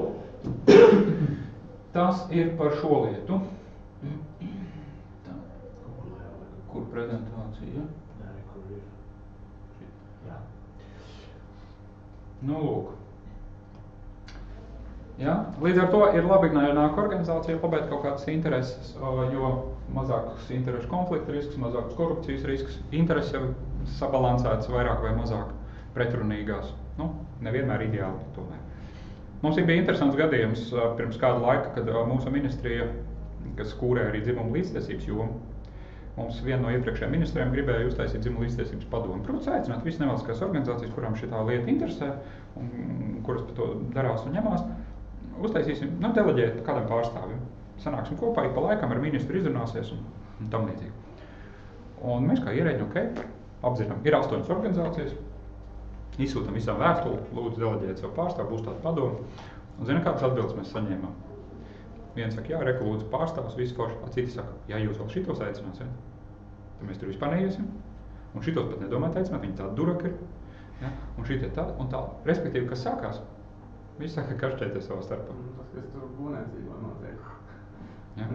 Visi saka kašķēties, tie duraki, tie neko nesaprot, mēs esam paši galvenie, mēs visforšākie ar mums tikai jārunā, tie vispār pat nerunājiet. Ja? Un kas notika? Tāda padoma vienkārši nebija. Kā mēs izlemsim, kuri mums mīļāki vai labāki? Ko mēs darām? Mēs vienkārši konsultējamies ar visiem. Jebkurā gadījumā tās intereses bieži vien ir tā, ka rauj deķīt katrs savu pusi tikai tādēļ, ka man tas cilvēks nepatīk. Nevis tādēļ, ka man nepatīk tās idejas, par ko viņš tur cīnās. Ja. Un vēl viena prakse, kas arī neko nav ierakstīta, bet ko es savulaik, kad Darbadevēju konfederācijā strādāju un daudz ar savām lobēšanas lietām arī nodarbojos. Ko var nokonstatēt? Zināt, kuras lietas strādā labāk? Kuras nevalstiskās organizācijas var labāk pārstāvēt savas intereses? Tās, kurās pārstāv biedrus, nevis tās, kuras pārstāv ideju. Kā to nosaka? Tu nosaka kaut kādā? Nē, pēc būtības. Teiksim, dēlna. Tā ir ideja. Tā ir ideja. Tur ir kaut kādi cilvēki, kas pārstāv ideju par atklātību. Bet profesionālās organizācijas jau pēc būtības ir biedrus. Tieši tā. Un tāpēc man kā ierēdim ir daudz vieglāk runāt, jo es zinu, atnāk gads, tā, tur ir organizēts tas cilvēks. Es zinu konkrēti cilvēks ar seju, vārdu un uzvārdu. Atnāk kāds ar ideju. Kas aiz tā viss stāv? Kas viņam par to maksā? Šeit es zinu, kas maksā. Te ir biedrs maksā biedra naudu skaidrs. Es varu identificēt viņa intereses, varu saprast viņa mērķus. Bet atnāk cilvēks ar ideju, tāpēc jau Lembergs vienmēr bļauj par sorosojīdiem, ja? Kas tas ir? Jo atnāk cilvēks un saka ideju. Ideja skaisti, jā. Tāpat kāds par to ideju maksā. Ja kāds maksā, tad gribas domāt, ka pasūta arī mūzika. Līdz ar to tā aizdoma ir lielāka pret organizācijām, kas pārstāv ideju. Kas pārstāv biedrus, tur ir skaidrs. Bet, teiksim, ja kā ierēdnis izvērtēs, teiksim, atnāk organizācijas, divas. Viena pārstāv biedrus, otru pārstāv komerces sabiedrības. Jā. Ierēdnis... Nē, otrs ir biedri, bet juridiskās personas, kuriem īstenībā, protams, viņi apvienosies it kā par kaut kādu mērķi, bet īstenībā viņas, protams, tādas biznesa intereses gal galā. Tātad tieši, tāpēc, ka jebkuras firmas pamatā ir biznesa. Protams. Ja? Tātad, kas šī gadījumā, teiksim, no ierēdņu puses, kā ierēdnis? Pilnīgi vienalga. Tas ir pilnīgi vienalga. Arī atnāks idejas kā organizācija un pateiks labu ideju. Fine. Man kā ierēdim jāpieņem lēmums, kas būtu pamatots, izsvērts interesēm sabiedrības atbilstoši. Ja teiksim, tur atnāk divas tās organizācijas, viņas tur ar galvām kopā tur sitās. Tāda es izlēmu. Varbūt tas saprot, ka tā problēma tajā ekonomiskajā arī tāda ir, ka sākumā tur nāca, piemēram, 20 un es ir pārstāvošas organizācijas. Pēc tam viņas izvēlējās savienoties vienā būvniecības strateģiskajā partnerībā, kas to visu kūrē, bet izrādījās, ka viens neiestājās, un tas nāk beigās atkal divas, ja, un to vienu atkal neņemt galvā, tāpēc viņas vienmēr ir pretrunās. Un parādās trešā mūsējā, un tas nozīmē atkal, nav izdevies. Ja. Vislabākais rezultāts, ja visi ir kaut kādā jomā apvienojušies. Bet īstenībā beigās, ja tu jebkurā gadījumā gribi noraut, to izstāstās un noraut. Nē. Aizsit vēl viena ātra organizācija, un atkal viņa, tu var vienmēr iemest tā teikt ķīli, ja? Tiklīdz ir kādas 2, 3, 4 organizācijas, tā zinat, ka kaut ko izbīdīt ir daudz grūtāk, un ja kāds gribēs noraut, ir daudz vienkāršāk noraut, jo pateikt, ar šītiem nav saskaņots. Nospēlēsim demokrātiju. Šītie teica, jā, viņi teica, bet šītie nē, mums vēl ar šītiem jāparunās. Vienmēr būs ar ko atrunāties, jo vienotāk būs kaut kāda joma, jo grūtāk ir man kā ierēdim kaut kāds iemesls kaut ko nedarīt. Man ir jautājums, parasti MK vispār noteikumos, droši vien, kad arī likumos, kur ir anotācija, tur ir tā sadaļas saskaņošana ar sabiedrību vai kaut kā tā pasaucēt. Ir kaut kas, kas, atkal kā grāmatvedis, kaut kur ir rakstīts, process, ko man vajadzētu iesaistīt, vai kā man tas ir jādara. Vienkārši, teiksim, ir diezgan daudz kaut kā tie paši gan politiski plānošanas dokumenti, par cik es ar fonda jomā strādāju, kas aiziet visbiežāk pat taisno uz ministru kabinetu. Respektīvi, man nav pat nekad bijis tas laiks, kaut ko nokomentēt īstenībā. Tad ierēdnis nav izdarījis savu darbu. Jebkuram ierēdnim izstrādājot jebkuru ministru kabineta noteikumu projektu, likuma projektu, ir jāapzina, kuru sabiedrības daļu tas skars, bet, teiksim, uz kuru tas attieksies, un ar tiem arī ir jārunā. Un ja es, piemēram, teorētiski pie kaut kas būvniecības jomā ir kaut kāds akts, kas skar LBPA intereses, piemēram, viņš ir izvirzīts bez sabiedriskās apspriedzes, bams nonācis MK uzreiz. Man tad, ja tas skar tieši mani kā organizācijām, ir tiesības kaut kā tur, es nezinu, tur jau es pat neko, ko es tur vairs neko tur ietekmēt īsti nevaru. Viņi izskata, apstiprina un zec savu. Ministra kabineta sēdē, es vienkārši viņu pamanu, ka viņš, piemēram, ir iekļauts. Es tur varu vēl kaut ko tagad paziņot, ka tas man īstenībā ir skāris un es vispār neesmu. Var un vajag. Un kurā brīdī, ja es to jau nokavējis, piemēram, ko tad? Iziesim pa posmiem.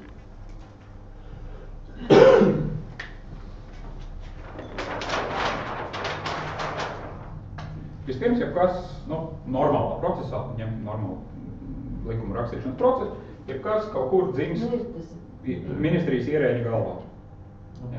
Pieņemsim. Vai arī nāk politiķis, tur valdības dara programmu, tur kaut ko tā jomā vajag darīt, bet ja kurā gadījumā pirmais izdomā kaut ko ierēdnis. Ierēdnis. Tālāk ierēdnis izdomā, man ir uzdevums, vai man vajag kaut kādā jomā kaut ko atrisināt, vai kaut ko tam līdzīgi, vai es redzu, ka tur vajag darīt kaut ko, ko viņš izdara. Viņš apzina, kas viņam būtu normāli jāizdara, viņam būtu jāapzina. Uz visām pusēm jāpaskatās NVO, tur, valsts, pašvaldības, jebkuru sabiedrības grupas, kurus tas skars. Un tas, kas būtu, teiksim, klasiski vislabāk izdarāms, būtu šajā brīdī man ar viņiem jāparunājas, klau, mums ir tāda ideja, mēs gribam darīt to un to, ko jūs tūlīt sakat, kā to labāk izdarīt, kāda vispār reālā situācija, iegūt informāciju. Jo es kā ierēdnis, tas, ko bieži pārmet ierēdņiem, jūs jau nezināt, kā dzīvē reāli notiek. Bet tā arī ir. Ierēdnis arī nevar zināt, kā reāli dzīvē notiek, jo ierēdnis sēž ministrijā, viņš nesēž reālajā dzīvē. Tur būvlaukumā vai jebkur. Viņš nezina. Tāpēc tam ierēdnim kaut kur to informāciju vajag dabūt. Ja tas ierēdnis nav lecīgs un ja viņš ir profesionāls, viņš aiziet un to informāciju arī savāc. Ja ierēdnis ir lecīgs vai pārāk pašpārliecināts vai slinks vai kāds, viņš to neizdara. Līdz ar to pirmā vieta ir šeit, kur jūs kaut ko varat ietekmēt. Ja ierēdnis šito nav izdarījis, viņš kaut ko ir uzrakstījis, produktu, projektu. Projekts aiziet oficiālajās skaņošanas procedūrās. Pirmā stadija ir VSS, saucamies valsts sekretāra sanāksme, kurā tiek publicēti visu ministriju jaunie izstrādātie dokumenti. Tas ir publiski pieejams. Te ir jautājums tikai par kapacitāti, katru ceturtdienu aiziet apskatīties, kas tur ir parādījies. Tas ir MK, OVLV sadaļa valsts sekretāra sanāksmes. Tas visiem redzams ir. Projekts un anotācija, kurā ir rakstīts, kāpēc tas ir vajadzīgs, ko ar to grib panākt un tam līdzīgi. Šajā brīdī ir otra. Šeit ir pirmā stadija, šeit ir otrā stadija, kad jebkurš var pateikt kaut ko par to projektu, ko viņš domā. Un kā tur ir? Tur ir tā sadaļa. Konsultācijas ar sabiedrību. Tas ir viens, bet tur ir tā saskaņojumā sadaļa. Sanāk tā, ja ir taču noteikumi, ar kuriem man viņš ir jāskaņo. Un sanāk, piemēram, LBPA, ka viņi uzraksta atzinumu, lai gan viņš nav viņiem obligāti saskaņot, viņiem ir tiesības to. Viņam ir, respektīvi, viņš jāņem vērā vai nav, vai kā tas? Viņš viņu neņemt arī vērā teorētiski, ne? Jā. LBPA nav nekur kā obligāti saskaņotājs. Jā, tieši tā. Bet, tas vispirms lobby jautājums, jā. Bet pasaka savu viedokli, jo es nezinu, kā ekonomikas ministrijā. Jo izziņā viņš man nav. Izziņā viņš nekur neparādīsies. Es teicu no sevis, Bauskā vai par šo MK uzrakstīt atzinumu, un man viņš izziņā nav jāliek. Nekur. Tā ir nākamā stadija. Pēc tam skaņo. Atkal uzražo kaut kādu jau saskaņotu produktu. Es nesaprotu, kā domāju. Vienīgais, ko es kā LVPA varētu, ja man nepatīk tas saturs, ja es redzu, ka saskaņošanas procesā, piemēram, es neesmu ieskaitīts, es jau varu pārmest, kad tā pirmā fāze man iziet, vai ne? Pārmest var. Bet tas arī neko īsti. Ir kāds, kas skatās, čeko līdzi, vai tā publiski, vai tā pirmā fāze, tā sabiedriska apspriede ir vai nav, pie kā es varu, piemēram, kā LVPA iet un teikt, ka, Vispirms, protams, pie pašas iestādes. Es esmu no tās nozares, bet redzes, tajā pirmā fāzē vispār neesmu ne uzaicināts, ne es ņemts vērā, ne tam līdzīgi. Vispirms pie pašas iestādes. Jā. Pateikt, jebkuram projektam apakšā ir ierēdnis sagatavoties ar vārdu uzvārdu un ētnostu. Overall uzraugu nav. Nē. Overall uzraugs ir Valsts kanclere? politikas koordinācijas centrs un Dievs no debesīm. Pāri savu koordinācijas centrs. Viņš ir zem valsts kanclers vai kas viņš tāds ir? Viņš ir zem ministra prezidents. Viņš laikam Patiešām tāds vērts.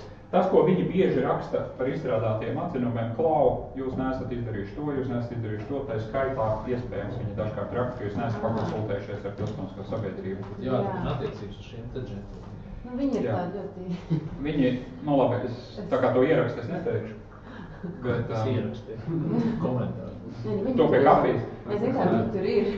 Bet viņi tur ir. Jā. Un tas, ko es tiešām esmu, rokas sirds liekot varu teikt, viņi tiešām bieži vien raksta par to, ka ja kādā jomā nav notikuši konsultācijas. Ko jūs neesat paprasījuši šitiem, jūs neesat paprasījuši šitiem.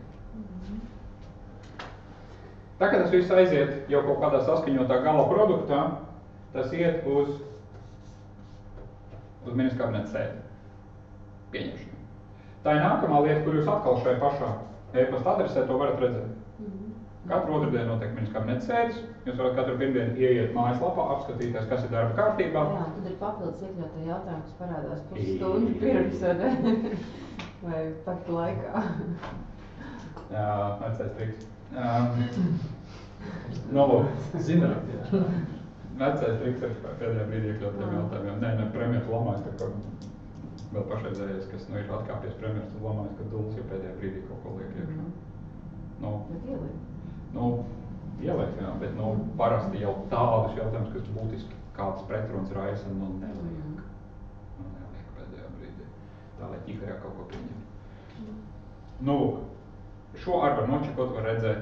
Un pat, ja iepriekš nekas nav teikts par šo lietu, tas ir tas brīdis, kad var nosūtīt vēstuli, pieteikties dalībai kabineta sēdē. Pieteikties dalībai var kabineta sēdē? Protams. Jebkurš? Jeb. Bet arī Tanta Bauskā? Arī Tanta Bauskā. Tikai jāatbrauc uz Rīgu? Tāds sīkums, jā. Respektīvi, jebkurš mani interesē un ir kaut kāds iemesls, ka man var noraidīt vai man nevar noraidīt. Ja es saku, man nenormāli interesē. Praksi nezinu un statistiku nezinu, bet es zinu, ka nenoraidu gan parasti. Ko nozīmē dalība? Aiziet uz valdības sēdi. Klausīties? Nē. Arī runāt? Pateikt savu viedokli. Tiešām var katrs? Protams. Ļoti interesanti. Un tā dara. Jā? Jā. Es pats kādreiz darbdēļ motivācijā strādāju, man liekas, katru otrdienu gandrīz gāju. Bet kā mēbeli bija. paši jā, nevis tāpēc, Jā, šī tas nav saskaņots ar to un to ielu, tad tu pilnīgi muļķi ierēdi, neko nesaprot. Brīvi. Un? Un tad jau kā lems, ka karteļā. Cik labi parunāt. Arī. Varu pateikt dažus, ja jūs uz šito darat un saņematies dažus ieteikumus. Nekad nerunājat gari. Viņi nekad neklausīs gari, viņam nekad nav laika ministriem. Skaļi vajag runāt. Skaļi, tas ok. Tur ir mikrofons. Tur ir kancela un mikrofons. Nekad gari un ātri pa pašu galvu. Un rēķinoties vēl, ka viņi no tās jums neko nesaprot. Līdz ar to jums jāstāsta kā cilvēki, kā, nezinu, 8. klases skolniekiem. Tā te Bauskā? Nē, skaidrs, tur jau tie jārunā. Nē, tur jau bišķiņ citādi kā lieta. Es jau runājot ar dažādiem cilvēkiem saprotu, ka jārunā par to, ko spēj uztvert. Tieši tā. Ievēršot uzmanību. Pārējo tu ieliksi vienkārši. Ja jūs atnāksiet, ka tur šitā prasība nozīmēs to, ka mums tur sūtu kaut ko Ko viņš runā? Bet jau panāks, klau, ja mēs darīsim šito, tad mums katrs, nezinu, tur māja izmaksā 5% dārgāk. Kāpēc tā? To viņš saprot, Jā, tieši tā jārunā par to, ko viņš saprot. Jā? Tas ir ļoti būtiski, jo es zinu, ka citreiz Es esmu redzējis pats valdības sēdē, man tik žēl dažkārt to atnāk. Labi, atkal nevienu nesaukšu, bet aizžāk filmē. Bet atnāk kāda nevalstiskā organizācija, un es redzu, ka viņam tā doma ir laba, bet viņi neprot to pateikt. Un viņi sāk kaut ko pinterēties, jaukties, nu arī tomēr ministra kabinetā katru dienu cilvēks nav tā kā uz veikalu maizi nopirkt, ja? Un sāk un runāt no pieredzes, vēl tur visi ministri sēž un tā, un satraucās un visu, un viņš sapinterēs un tiesners. Pēkās nevien, nu jā, labi, jā, paldies, jā. Nu ko, viss kārtībā, jā, ejam tā. Mēs zinām, šādas organizācijas. Ir tāda, un tas ļoti švaki nostrādāt ar pašu organizāciju, jā. Līdz ar to ir jāiet, jārunā viņiem saprotamā valodā, īsi skaidri, lakoniski. Ja gari sāk runāt, viņiem ar apnīt. Nu, tā ir otrā lieta. Ko vēl šeit var atsūtīt arī vēstuli, ne tikai atsūtīt, jo to pieliek pie izskatāmiem dokumentiem. Bet tad ir tas, ka vai viņš kāds atvērs līdz galam un izlasīs, un vai paspēs. Un paspēs un pievienot vēl. Teiksim, manas runas rezultātā viņi var izmainīt tos noteikumus, ja viņi vienkārši atmet atpakaļ. Gan tā, gan tā. Viņi var pateikt, ok, šito lietu mainām, un ierakst protokolā tā līdz parakstīšana, līdz atdod valdiem parakstīt, izmainām to lietu, vai arī vienkārši pateikt, nē. Vai arī neņemt vērā vispār? Tas ir skaidrs. Var pateikt, jā, es uzklausīju, bet, sorry, jo ministrijas cilvēks arī nāks un teiks, kāpēc tas, ko atnāk LBPA, saka, jā, viņiem jau tas jau škurnā interesi, viņi jau grib vairāk naudas nopelnīt, mums sabiedrībā vajag īstenībā to neklausīties viņus. Ierēdnis arī tā teiks. Nu, vai ko viņš teiks? Varbūt viņš teiks, jā, doma laba, bet, mums diemžēl budžetā nav naudas, lai mēs to izdarītu. Vai mums tur vajag ātrāk to, tad mēs pēc tam risināsim. Ja? Tur var visādi būt. Ir jārēķinās, ka būs arī opozīcija. Mūsu jomā jau vispār ir skaisti, mums atnāk bieži vien pretējās intereses. Labklājības ministrija virz vienu variantu, tad atnāk, teiksim, arotbiedrības no vienas puses, nē, par darbiniekiem to, darbdevēt un tā jums vispār. Tas zin, ka vēl divi nevienam nepatīk. Bet kā tas ir tā, labi, ok, var pievienoties tajā otrajā procesā, bet kā var ielikt ātrāk tajā procesā? Kurā? Ierēdni? Kaut kādā veidā jāuzzina, ka viņš ar to nodarbojas. Nē, tas ir tāpatās, kā tu tirgu, kurš ir tirgu, tā teikt, pelna naudu, tas, kurš rada pieprasījumu. Saprot, tu ieliec cilvēkam galvā domu, ka viņam to vajag. Tu pierādi atnāca gatavu, bams, redzi? Un tu izskaidro tev iedod rokā dokumentu, viņš jau viņu skrien. Tas, ko es teicu, pirmkārt, ja tu neesi neko nevienam pateicis, neviens par tevi nezinās. Tas ir skaidrs. Līdz ar to tev ir jā. Ierēģi bieži vien neizdarīs šito darbu un paši nepaprasīs. Līdz ar to vislabāk ir darīt to proaktīvi. Viņš jau tikpat labi arī viņam ir iemītās taciņas kaut kāds. Viņam ir, protams, iemītas taciņas. Viņš varbūt nezina, kas ir objektīvi. Varbūt, protams, izdarot labāk darbu Latvijā, nevarētu būt tā, ka visu tu nezini. Bet jebkurā gadījumā. Bet kāds viņam ir bonus par to, ka viņš dara to labo darbu? Tas ir jautājums, man liekas, viņi nav pietiekoši motivēti. Nē, īstenībā, te jau višķiņi cits jautājums. Te jautājums par to, ka tagad ir īstenībā, ja mēs skatāmies uz būvniecību, tad īstenībā ir spēriens pa visiem, kas ir bijuši iesaistīti, jo īstenībā tas ilgstoši ir bijis tāds, kāds tas ir, un kur ir arī praktiski pierādījums tai sistēmas, teiksim, darbībai, ja? Līdz ar to, protams, ja tu negribi, lai tevi kāds spārda dienā un saka, ka viņi ir muļķi, viņi neko nespēc, tu īstenībā esi atkāpies, aizēj projām aizmirst, ja? Tā teikt, tas ir tāds... Jo, ko es arī esmu? Labāk tomēr spārdīt, vai uzrakstījis. Lai es kā ierēdnis kaut ko uzrakstītu, man ir vajadzīgi zināt, ko rakstīt. Un man nav informācijas. Un mums vairs nav treknieki gadi, kad tiklīdz man kaut kas nav skaidrs, var pasūtīt pētījumu. Un nebūs tā vairs. No kaut kurņas man tā informācija jādabū. Un es arī kā ierēdnis esmu ieinteresēts, lai jūs atnākat, vai cits jau atnāk un pastāsta, kā ir. Tāpēc mēs, teiksim, trenkājam, mēs tagad pie darba likuma strādājam, tāpēc mēs trenkājam, teiksim, darba devis, ko aptaujājot savu biedru, ko viņi domā par šito lietu. No kurienes es uzzināšu. Ja? Tāpēc man arī patīk strādāt ar nevalstisku organizāciju, jo tur ir kvantums, tur ir masa, tur ir informācija. Ja? Man tāds jautājums, bet bišķi ārpus konteksta, ar ko arotbiedrība no profesionālās organizācijas atšķiras no, ka ir konkrētas organizācijas darbinieku, tā kā arotbiedrība.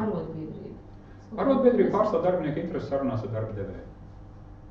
Par darba nosacījumiem. Darba alga, darba laiks, darba apstākļi. Organizācijas ietveros, vai ne? Varbūt arī nozares.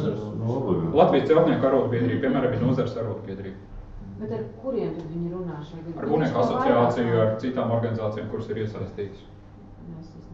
Par apstākļiem konkrētajā nozarē jau plašākā mērogā. Tas ir tas pats, tikai plašāks mērogs. Mums būs slaids, Mēs teiksim. Nu, lūk, līdz ar to pirmais ir jādabū informācija. Un kas vēl, kur ļoti labi noder, un ko īstenībā var arī piedāvāt, kā organizācijas produktu ierēģiem, kas ierēģiem, manuprāt, man kā ierēģim liekas, ka patiks, ka var notestēt risinājumus. Tas, ko mēs darām, bieži vien pavaicām nevalstiskām organizācijām, Klau, ja mēs to izdarītu šitā, tas strādā vai nestrādā? Ko jūs teikt, ja būtu šitā? Uzceļam māju šitā, strādās vai ne? Nē, piemēram, ir problēma, vai tur, es nezinu, izdarīt to un to, bet to var izdarīt 10 veidos. Es saku, mēs varam darīt šitā, ko jūs teiksiet? Dar? Nē, šitā, šitā, jā, tā varētu. Ja? Tas ļauj notestēt. Risinājums, ja sadarbojos ar tiem, kas reāli to dzīvē pēc tam piemēros. Tas pirmais posms ir laikā ierobežots? Viņš jau tev vienkārši... Izslēdz, kad tu VSS-ā izsludini. Nē, es domāju, teiksim, ierēdim ir kaut kāds iedots termiņš. Darba plānā jau var iedot. Šeit ir tīri iekšējie. Ārējos normatīvos aktos viņi nav noteikti. Nē, var jau būt kaut kādā. Es domāju, tieši ka iekšējie. Viņam, teiksim, ir laika vākāties uz visām nevalstiskām organizācijām un prasīt viedokli. Oi! Vienalga, cik ilgi gaida. Atkal es jums pateikšu, kas nosaka to, ko dara ierēģi? Par to jautāt. Pirmais un galvenais dokuments, kas nosaka to, ko dara ierēģi, ir valdības programma. Kas ir politiskais uzstādījums, ko šī valdība grib izdarīt un konkrētajā jomā. Tas ir tas, no kura veidojas ministrijas konkrētās darba plāns. Kad, teiksim, mēs sakām, atnāk valdība strādās tik un tik gadus, šitas mūsu jomā ir jāizdara, tad mēs sadomājam tā, ka šitas departaments darīs to, sāks tad, tas ir ministrijas darba plāns. Tāpēc vēl kaut kāds laikrāms veidojas? Laikrāms iekšējais veidojas. Protams, bez tā visa ir milzums daudz citu jautājumu, ar ko mēs strādājam, kas parādās vienkārši operatīvi. Vai vienkārši samilst kaut kāda lieta, kas iepriekš nebija plānota, un tad mēs to vai ieliekam darba plānu, vai vienkārši sākam stundas par darba plānu, tāpat sākam strādāt. Kaut kādas gadījumos vienkārši viņam nav laika apturēt visas organizācijas. Oi, zināt, cik to gadījumu? Tas varbūt ir vēl viens iemesls, kāpēc tas netiek darīts. Nē, cilvēki klausies, zinot to, teiksim, ka mainās valdība, mainās kaut kāda koalīcijas līguma. Kas mainās prioritātes momentā, tāpēc sadala pārdala, momentā iztērē laiku, atkal taisa rewind, atkal tērē mums kā ierēģiem tas netiek, tas baigi bremzē visu darbu. Jā, rezultāts ir zero. Es vairs nezinu, vai ar to ideju man iet uz priekšu vai neiet. Ko man ar to ideju tagad darīt? Mēs strādājam, pēc tam mēs viņu izkastējam. Man, protams, ka ierēģim pilnīgi vienalga, es savās 8 stundās daru to, ko man liek, ja? Nē, tas novēr pie šīs situācijas, ka kā ierēģim īstenībā ir vienalga, tāpēc, ka, tu strādā kārtīgi savas 8 stundas. Jā, man vienalga, es tajā laikā varu papīru locīt, es tajā laikā varu likumu rakstīt. 8 stundas. Jā. Bet par to jautājumu, par to tempu, procentuāli es tā nevaru pateikt, ja? Cik ir gadījumi, bet pēc savas pieredzes tik daudz, cik es strādāju, pēc plāna un tādā normālā procesā, laicīgi plānojot, domājot un tā, kad 50% labi, jā. Iet. Tā skaisti. Jā, tā skaisti, tā, ka tam vajadzētu būt. Tā, kad ir laiks visiem parunāties, uzklausīt, varbūt padiskutēt, kopā, uzmodelēt, iedot, patestēt. Ko? Ideāla darba organizācija, piemēram, ja mēs nākam ar saviem priekšlikumiem, mums ir 7 cilvēki, un nākam iedodam, mēs sarunājam laiku, mēs nākam, ko izdarīs ierēdnis par to laiku. Viņš tos tikai ieliks juridiskā ietvarā mūsu priekšlikumu. Mēs varam atnest vienkārši kaut kādas idejas. Vislabāk ir nest idejas, jā. Necīnīties par formulējumu. Vismaz pirmajā tuvinājumā. Jā. Ierēģiem maksā par to darbu, lai viņi to formulējumu izdomātu. Nav jēga par to kasīt. Nē, jautājums ir tāds, ir kaut kāda formulējuma, kas ir tehniski. Tad ok, par to es nestrīdos. Es vairāk par juridisku tehniku. Teiksim, esmu nogājis līdz tam pareizajiem variantiem, mēs Īstenībā, vienkārši jā, bet īstenībā mums teiksim, nav jākoncentrējas. Protams, jāsaprot tas juridiskais arī, jo rekursot, ko mēs sapratām, jā, aprēķins un aprēķina atskaitas ir divas lietas. Nu, tur jau strādājuši juristi ne gadus, piemēram, pie visiem būvniecības šiem tur tikai juristiem strādājuši, kā mēs bija būs korekti. Pie būvniecības? Jā. Līdz ar to ir labi, ja ir normālais process. Ierēdim ļoti patīk, ja ir normālais process. Bet es saku, vairāk, 50% varbūt pat vairāk gadījumi ir tādi, ka tev vienkārši hodā tā uz nākamo nedēļu vajag šito. Ok, vajag taisi. Un tad, protams, tajā anotācijas sadaļā konsultācijas nav. Ieliec svītrus, bet tad ir politiķis, kam to vajag, un politiķis uzņemās atbildību, ka nav. Jā, un tad nepietiek. Ir mans kolēģis no Saeimas juridiskā biroja vadītājs Gunārs Kusiņš, varbūt esat dzirdējuši, zina, Saeimā galvenais jurists. Kā viss deputāts par to, kā jāraksta likuma pareizi un kā tur jāpieņem to līdzīgi. Viņam ir nenormāls skaists teiciens par to, kā ir rakstīt likumus un ministra kabineta noteikumus. Viņš saka, ātri un labi nevar. Jā. Ja vajag ātri, var uzrakstīt, bet mēs negarantējam, ka tas būs labi. Ja gribat labi, dodiet laiku. Un tas ir tas, ko es arī vienmēr saviem kolēģiem saku. Būvniecībā vēl nāk trešais termins – lēti. Izvēlēsim, kurus divus no šiem. Jā. Tas tāpat kā sabiedriskā ēdināšanā. Ātri, lēti un garšīgi nevar sabiedrīt. Tieši tā, kurus divus? Divus var. Jā, divus var. Kurus divus, tad izvēlēs. Jā. Un ar likumiem arī ātri un labi nevar. Tāpēc, ka tu kaut ko nebūsi padomājis, ja tev ar kādu nebūsi aprunājis, kādu nebūsi ņēmis vērā, nevar. Tas ir pierādījies vairākas reizes. Un tāpēc man arī bišķi bažas rada visu šitā kontekstā, visu šitās ķibeles kontekstā, ka tā vai hodā vai kaut ko mainīt, hodā. Ja? Kaut kā tik atkal nesamaini sāka. Varbūt neuzreiz mainīt, bet vienkārši sāk to darīt tā. Jā, tā ir cita lieta.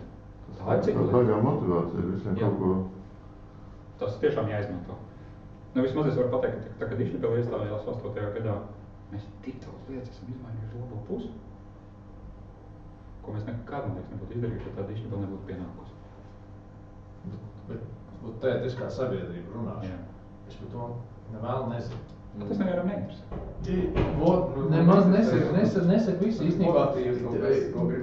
Jā, īstenībā pietrūkst tā informācija. Tas ir tāds varbūt viedoklis, bet īstenībā interesē par to pārāk maz runā, jo viss koncentrēs tikai uz negāciju var forši visu uzvilkt un dzīt ar idejām. Un es pat nerunāju par sabiedrību, ka sabiedrībai neinteresē. Zināt, kādas ziņas ir visgrūtāk pārdot žurnālistiem? Tas ir skaidrs. Jā. Man pēdējais gadījums, par ko man tas pat nav pēdējais kādu laiku apakaļ, bet tas man vienkārši tā ir palicis atmiņā. Es domāju, ka varētu kādu nelabu vārdu pateikt. Mums ministrijai padotībā ir sociālās aprūpas centri, kur dzīvo cilvēki ar garīgi raksturu traucējumiem. Jā. Dažādi cilvēki, jā, bet... Un vienā no šādiem aprūpas centriem cilvēki bija uztaisījuši futbola komandu. Un bija piedalojušies sacensībās un pat kaut ko novidinājuši. Jā. Tik uzzinājumi. Jā. Un mums ministrijas vadība, aizbraukt pie cilvēkiem, malači, super, forši, kad darat, jā, zin kā, un apsveikt, un izziņoja visiem mēdiem atbrauciet, un paskatīties, kā cilvēki var un grib, un viss dara. Un cik atbrauc? 0. Nevienam tas neinteresēja. Nevienam, žurnālistam, nevienam. Pat ne Lepe, kas mūžīgi ieliek, ka viss ziņas vajag nevajag. Nevienam tas vispār neinteresēja. Cilvēki tur tiešām, kā saka, bija ņēmušies un darījušies un cīnījušies ar visiem ierobežotiem resursiem un visu.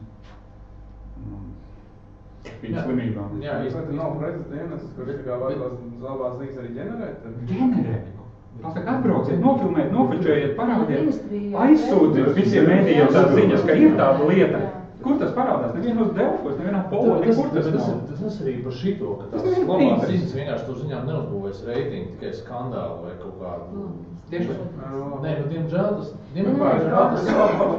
Kā tad Ventspilī izdodās pārdot savas labās ziņas, viņam visu laiku Ak, Dievs, tieši tā pareizi. Nopērkt reklāmas lauku. Mārtiņ, tev bija labs vārds. Nopērkt reklāmas lauku. Pārdot tieši tā, pārdot. Mēs jau nedrīkstam sērēt sabiedrības naudu, lai pirktu reklāmas Viņš bija lauku. atceries skandāls Izglītības Izmā, ministrijā, jā. Ka viņi gribēja labās ziņas pārdot, jo neviens jau viņas Neviens jau viņas neņem. Un tad ir nenormālais skandāls, ieziņa ministrija tagad maksās pa ziņu. Teiksim, ieviešot dišķibēles rezultātā, tas, ko mēs darījām. Sabiedriskā televīzija. Vai nu kaut kas tāds Tie paši žurnālisti, viņiem ir brīvi izvēle, tu jau nedzīvo pēc. Tu jau nevar iespaidot žurnālistu, ko viņš ņems, ko viņš neņems. Tu jau nedzīvo pēc visu laikā, ka reku lūdzu tevi robot. Parādi pirminieci, parādi sasniegumu, parādi to, jā. jā. To tu nevar izdarīt, bet tas ir to galvu sienā var skriet un nafīgi atvainojot, nevienam tas neinteresēs. Un pieņemsim mūsu, teiksim, dišķibēles jomā, tad, kad vajadzēja visi iestādes mazināt un domāt, ko dot privātajiem, ko darīt citādāk, ko darīt lētāk, efektīvāk. Tik daudz lietas ir izdarītas, par kurām neviens pat nezina. Teiksim, mūsu jomā mēs pārmainījām procesu, kā tiek dalīt cilvēkiem tehniskai palīdzēkļiem. Tehniskai palīdzēkļi kruķi, ratiņkrās, protēzes un visas tādas lietas, ko Latvija nodrošina cilvēkiem, kam to vajag, ja pēc rehabilitācijas, pēc visām lietām. Kādreiz to darīja īpaši valsts aģentūra. Tagad to dara nevalstiskās organizācijas. Nu, neredzīgo biedrību, nedzirdīgo savienību vaivari, kas tur, kur rehabilitācija notiek un tam līdzīgi. Šobrīd tas process administrēšana tā, maksā 90% lētāk. Jā. Vienkārši tāpēc, ka pienāk dišķibēle vajadzēja kaut ko darīt. Jā. Izrādās, uz esošu institūciju pāris var vienkārši atdot, viņas to darīs, jo viņi tāpat ar tiem cilvēkiem strādā. Ja? Un tādu piemēram daudz. Un tāds ir izdarīts un tas... Nu, lūk, vairāk kā, ne jau par to mēs šeit šodien runājam. Lūk, ja normāls process, tad tas ir labi. Nākamais solis. Tieši tas pagājuši mēģinām pārādīt, uztaisījām profesionālu standartu un izsūtījām, ka ir tāds. Beidz Latvijas būvniecības žurnālā bija. Nē, nu jā, bet nebija lektora, vispār neko nedara, BNS, visi ir sūtījām. Viņiem vispār kas ir profesionālis. Pagaidām kā šķūnītis sabrūkums. Jā. Nu, lūk, labi. Ja tie ir minus kabineta noteikumi, tad šeit tas process arī beidzās. Jautājums, ir jau kaut kāda nosacījuma, ka es to VSS varu apiet, tur bija jāpamato tas steidzamība un tīri Jā, kā, ne? baigi maz to iespēju. Grūti apiet šito. Aiziet no šejienes uz šejieni ir baigi grūti. Viņi tā arī iet, viņi iet. Fondiem, jā. Bet tur jau steidzami ir pāris miljonus. Jā. Tur vajag pārdalīt vai kaut ko tam līdzīgu izdarīt vai kaut kā citādi izdarīt. Jā. Normāli ir šīs procesas. Nākamais, pēc tam ir Saeima.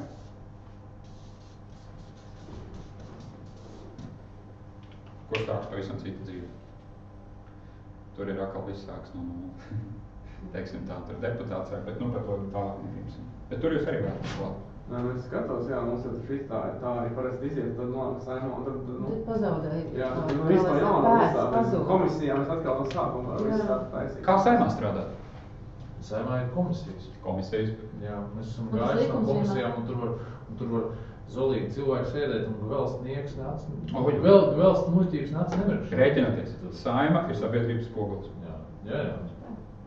Kādi mēs te visi esam vidēji, tādi tur ir vidēji. Tie nav jomas eksperti. Tas nav ministrijā runāt ar konkrētās jomas speciālistu. Tie ir cilvēki, kur atkal ir jārunā tā, kā lai viņi to spētu uztvert. Līdz ar to uz Saeimas komisijas sēdēm tikt var, pieteikties arī var, arī neaicināt. Viņi labprāt, cik es zinu, vismaz ņem. Viņiem patīk jāatnāk kāds parunāt. Līdz ar to tur arī var tikt klāt. Ko vajag darīt? Vajag identificēt attiecīgo komisiju, jūs laikam ir Tautsaimniecības. Jā.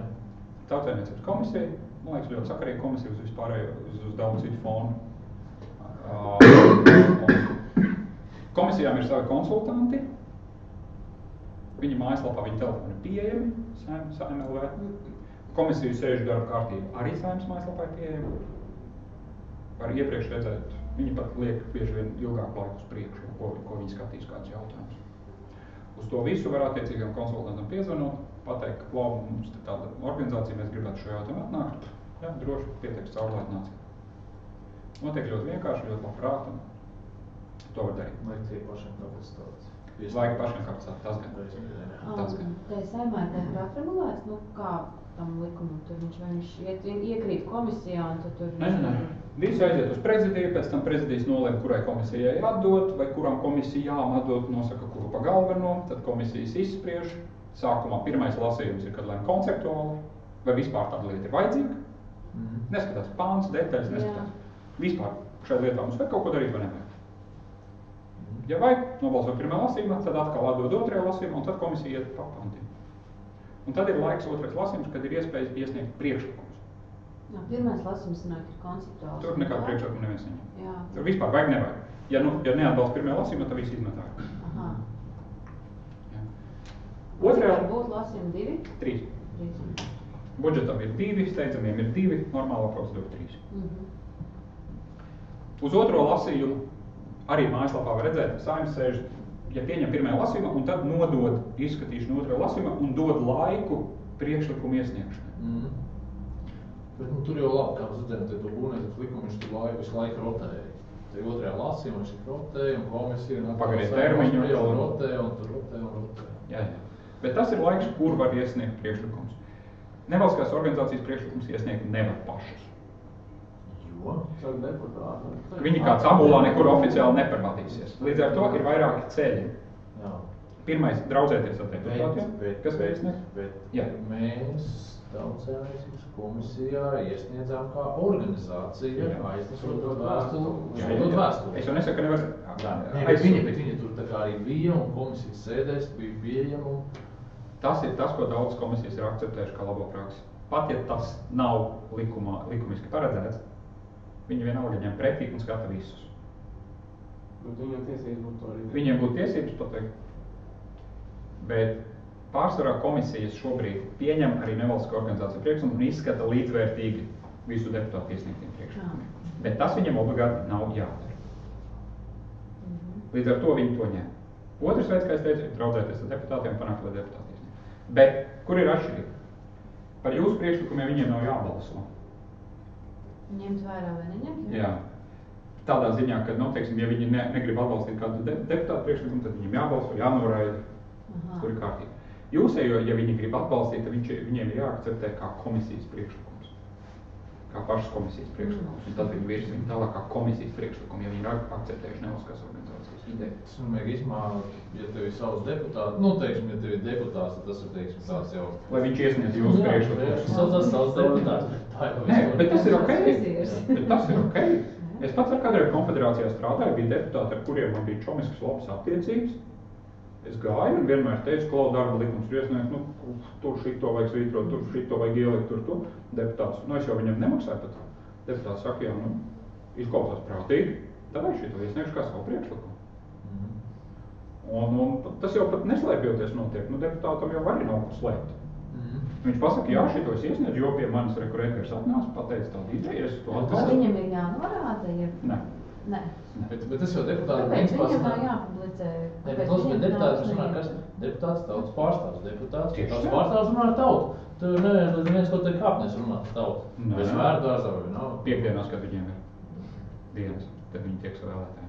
Tā kā oficiālās? Jā. Kur viņi to dara? Tikko Lība, jā? Tā kā man filmēs, atkal nepatīk. Kur mums iet? Uzzinās vēl. Katra deputāta kontakti ir pieejami. Kafijas pauze. Nē, aiziet uz komisijas sēdi un tad skatāties, kuri deputāti māja galva tad, kad jūs runājat. Jā. Pēc tam aiziet ar deputātu, padzer kafiju, pa vārdam. Saka, klausies, jā, vēl par šito jomu nāk, varbūt mēs jums kaut ko pastāstīsim, paskaidrosim, kādu ideju iedosim. Deputāts viņš ir priecīgs. Kāpēc nē? Viņam arī vajag plašāk, viņš arī būtu nav speciāls, viņš arī grib zināt kaut ko vairāk. Atbalstīs, neatbalstīs. Tagad arī, teiksim, mēs saimā ejam, mums ir darba likuma grozījumi un nāk deputāti un saka, jā, šito priekšlikumu man ideja darba dēļ konfederācija. Es atbalstu virzienu. Normāls process. Pietiekami atklāts. Par tiem gadījumiem, kad kādam kaut ko, par to es nezinu, nevaru komentēt. Tur jau vajag diezgan daudz tā. Tālūk. Kas par to? Kurš rāda. Jā. Nu ko, ejam padzert kafiju? Varētu būt, ka tur būs viss uzstāvēts, jā. Jā? Paņem pauzi. Jo es vienkārši gribu Labi. sākt ar. Jā.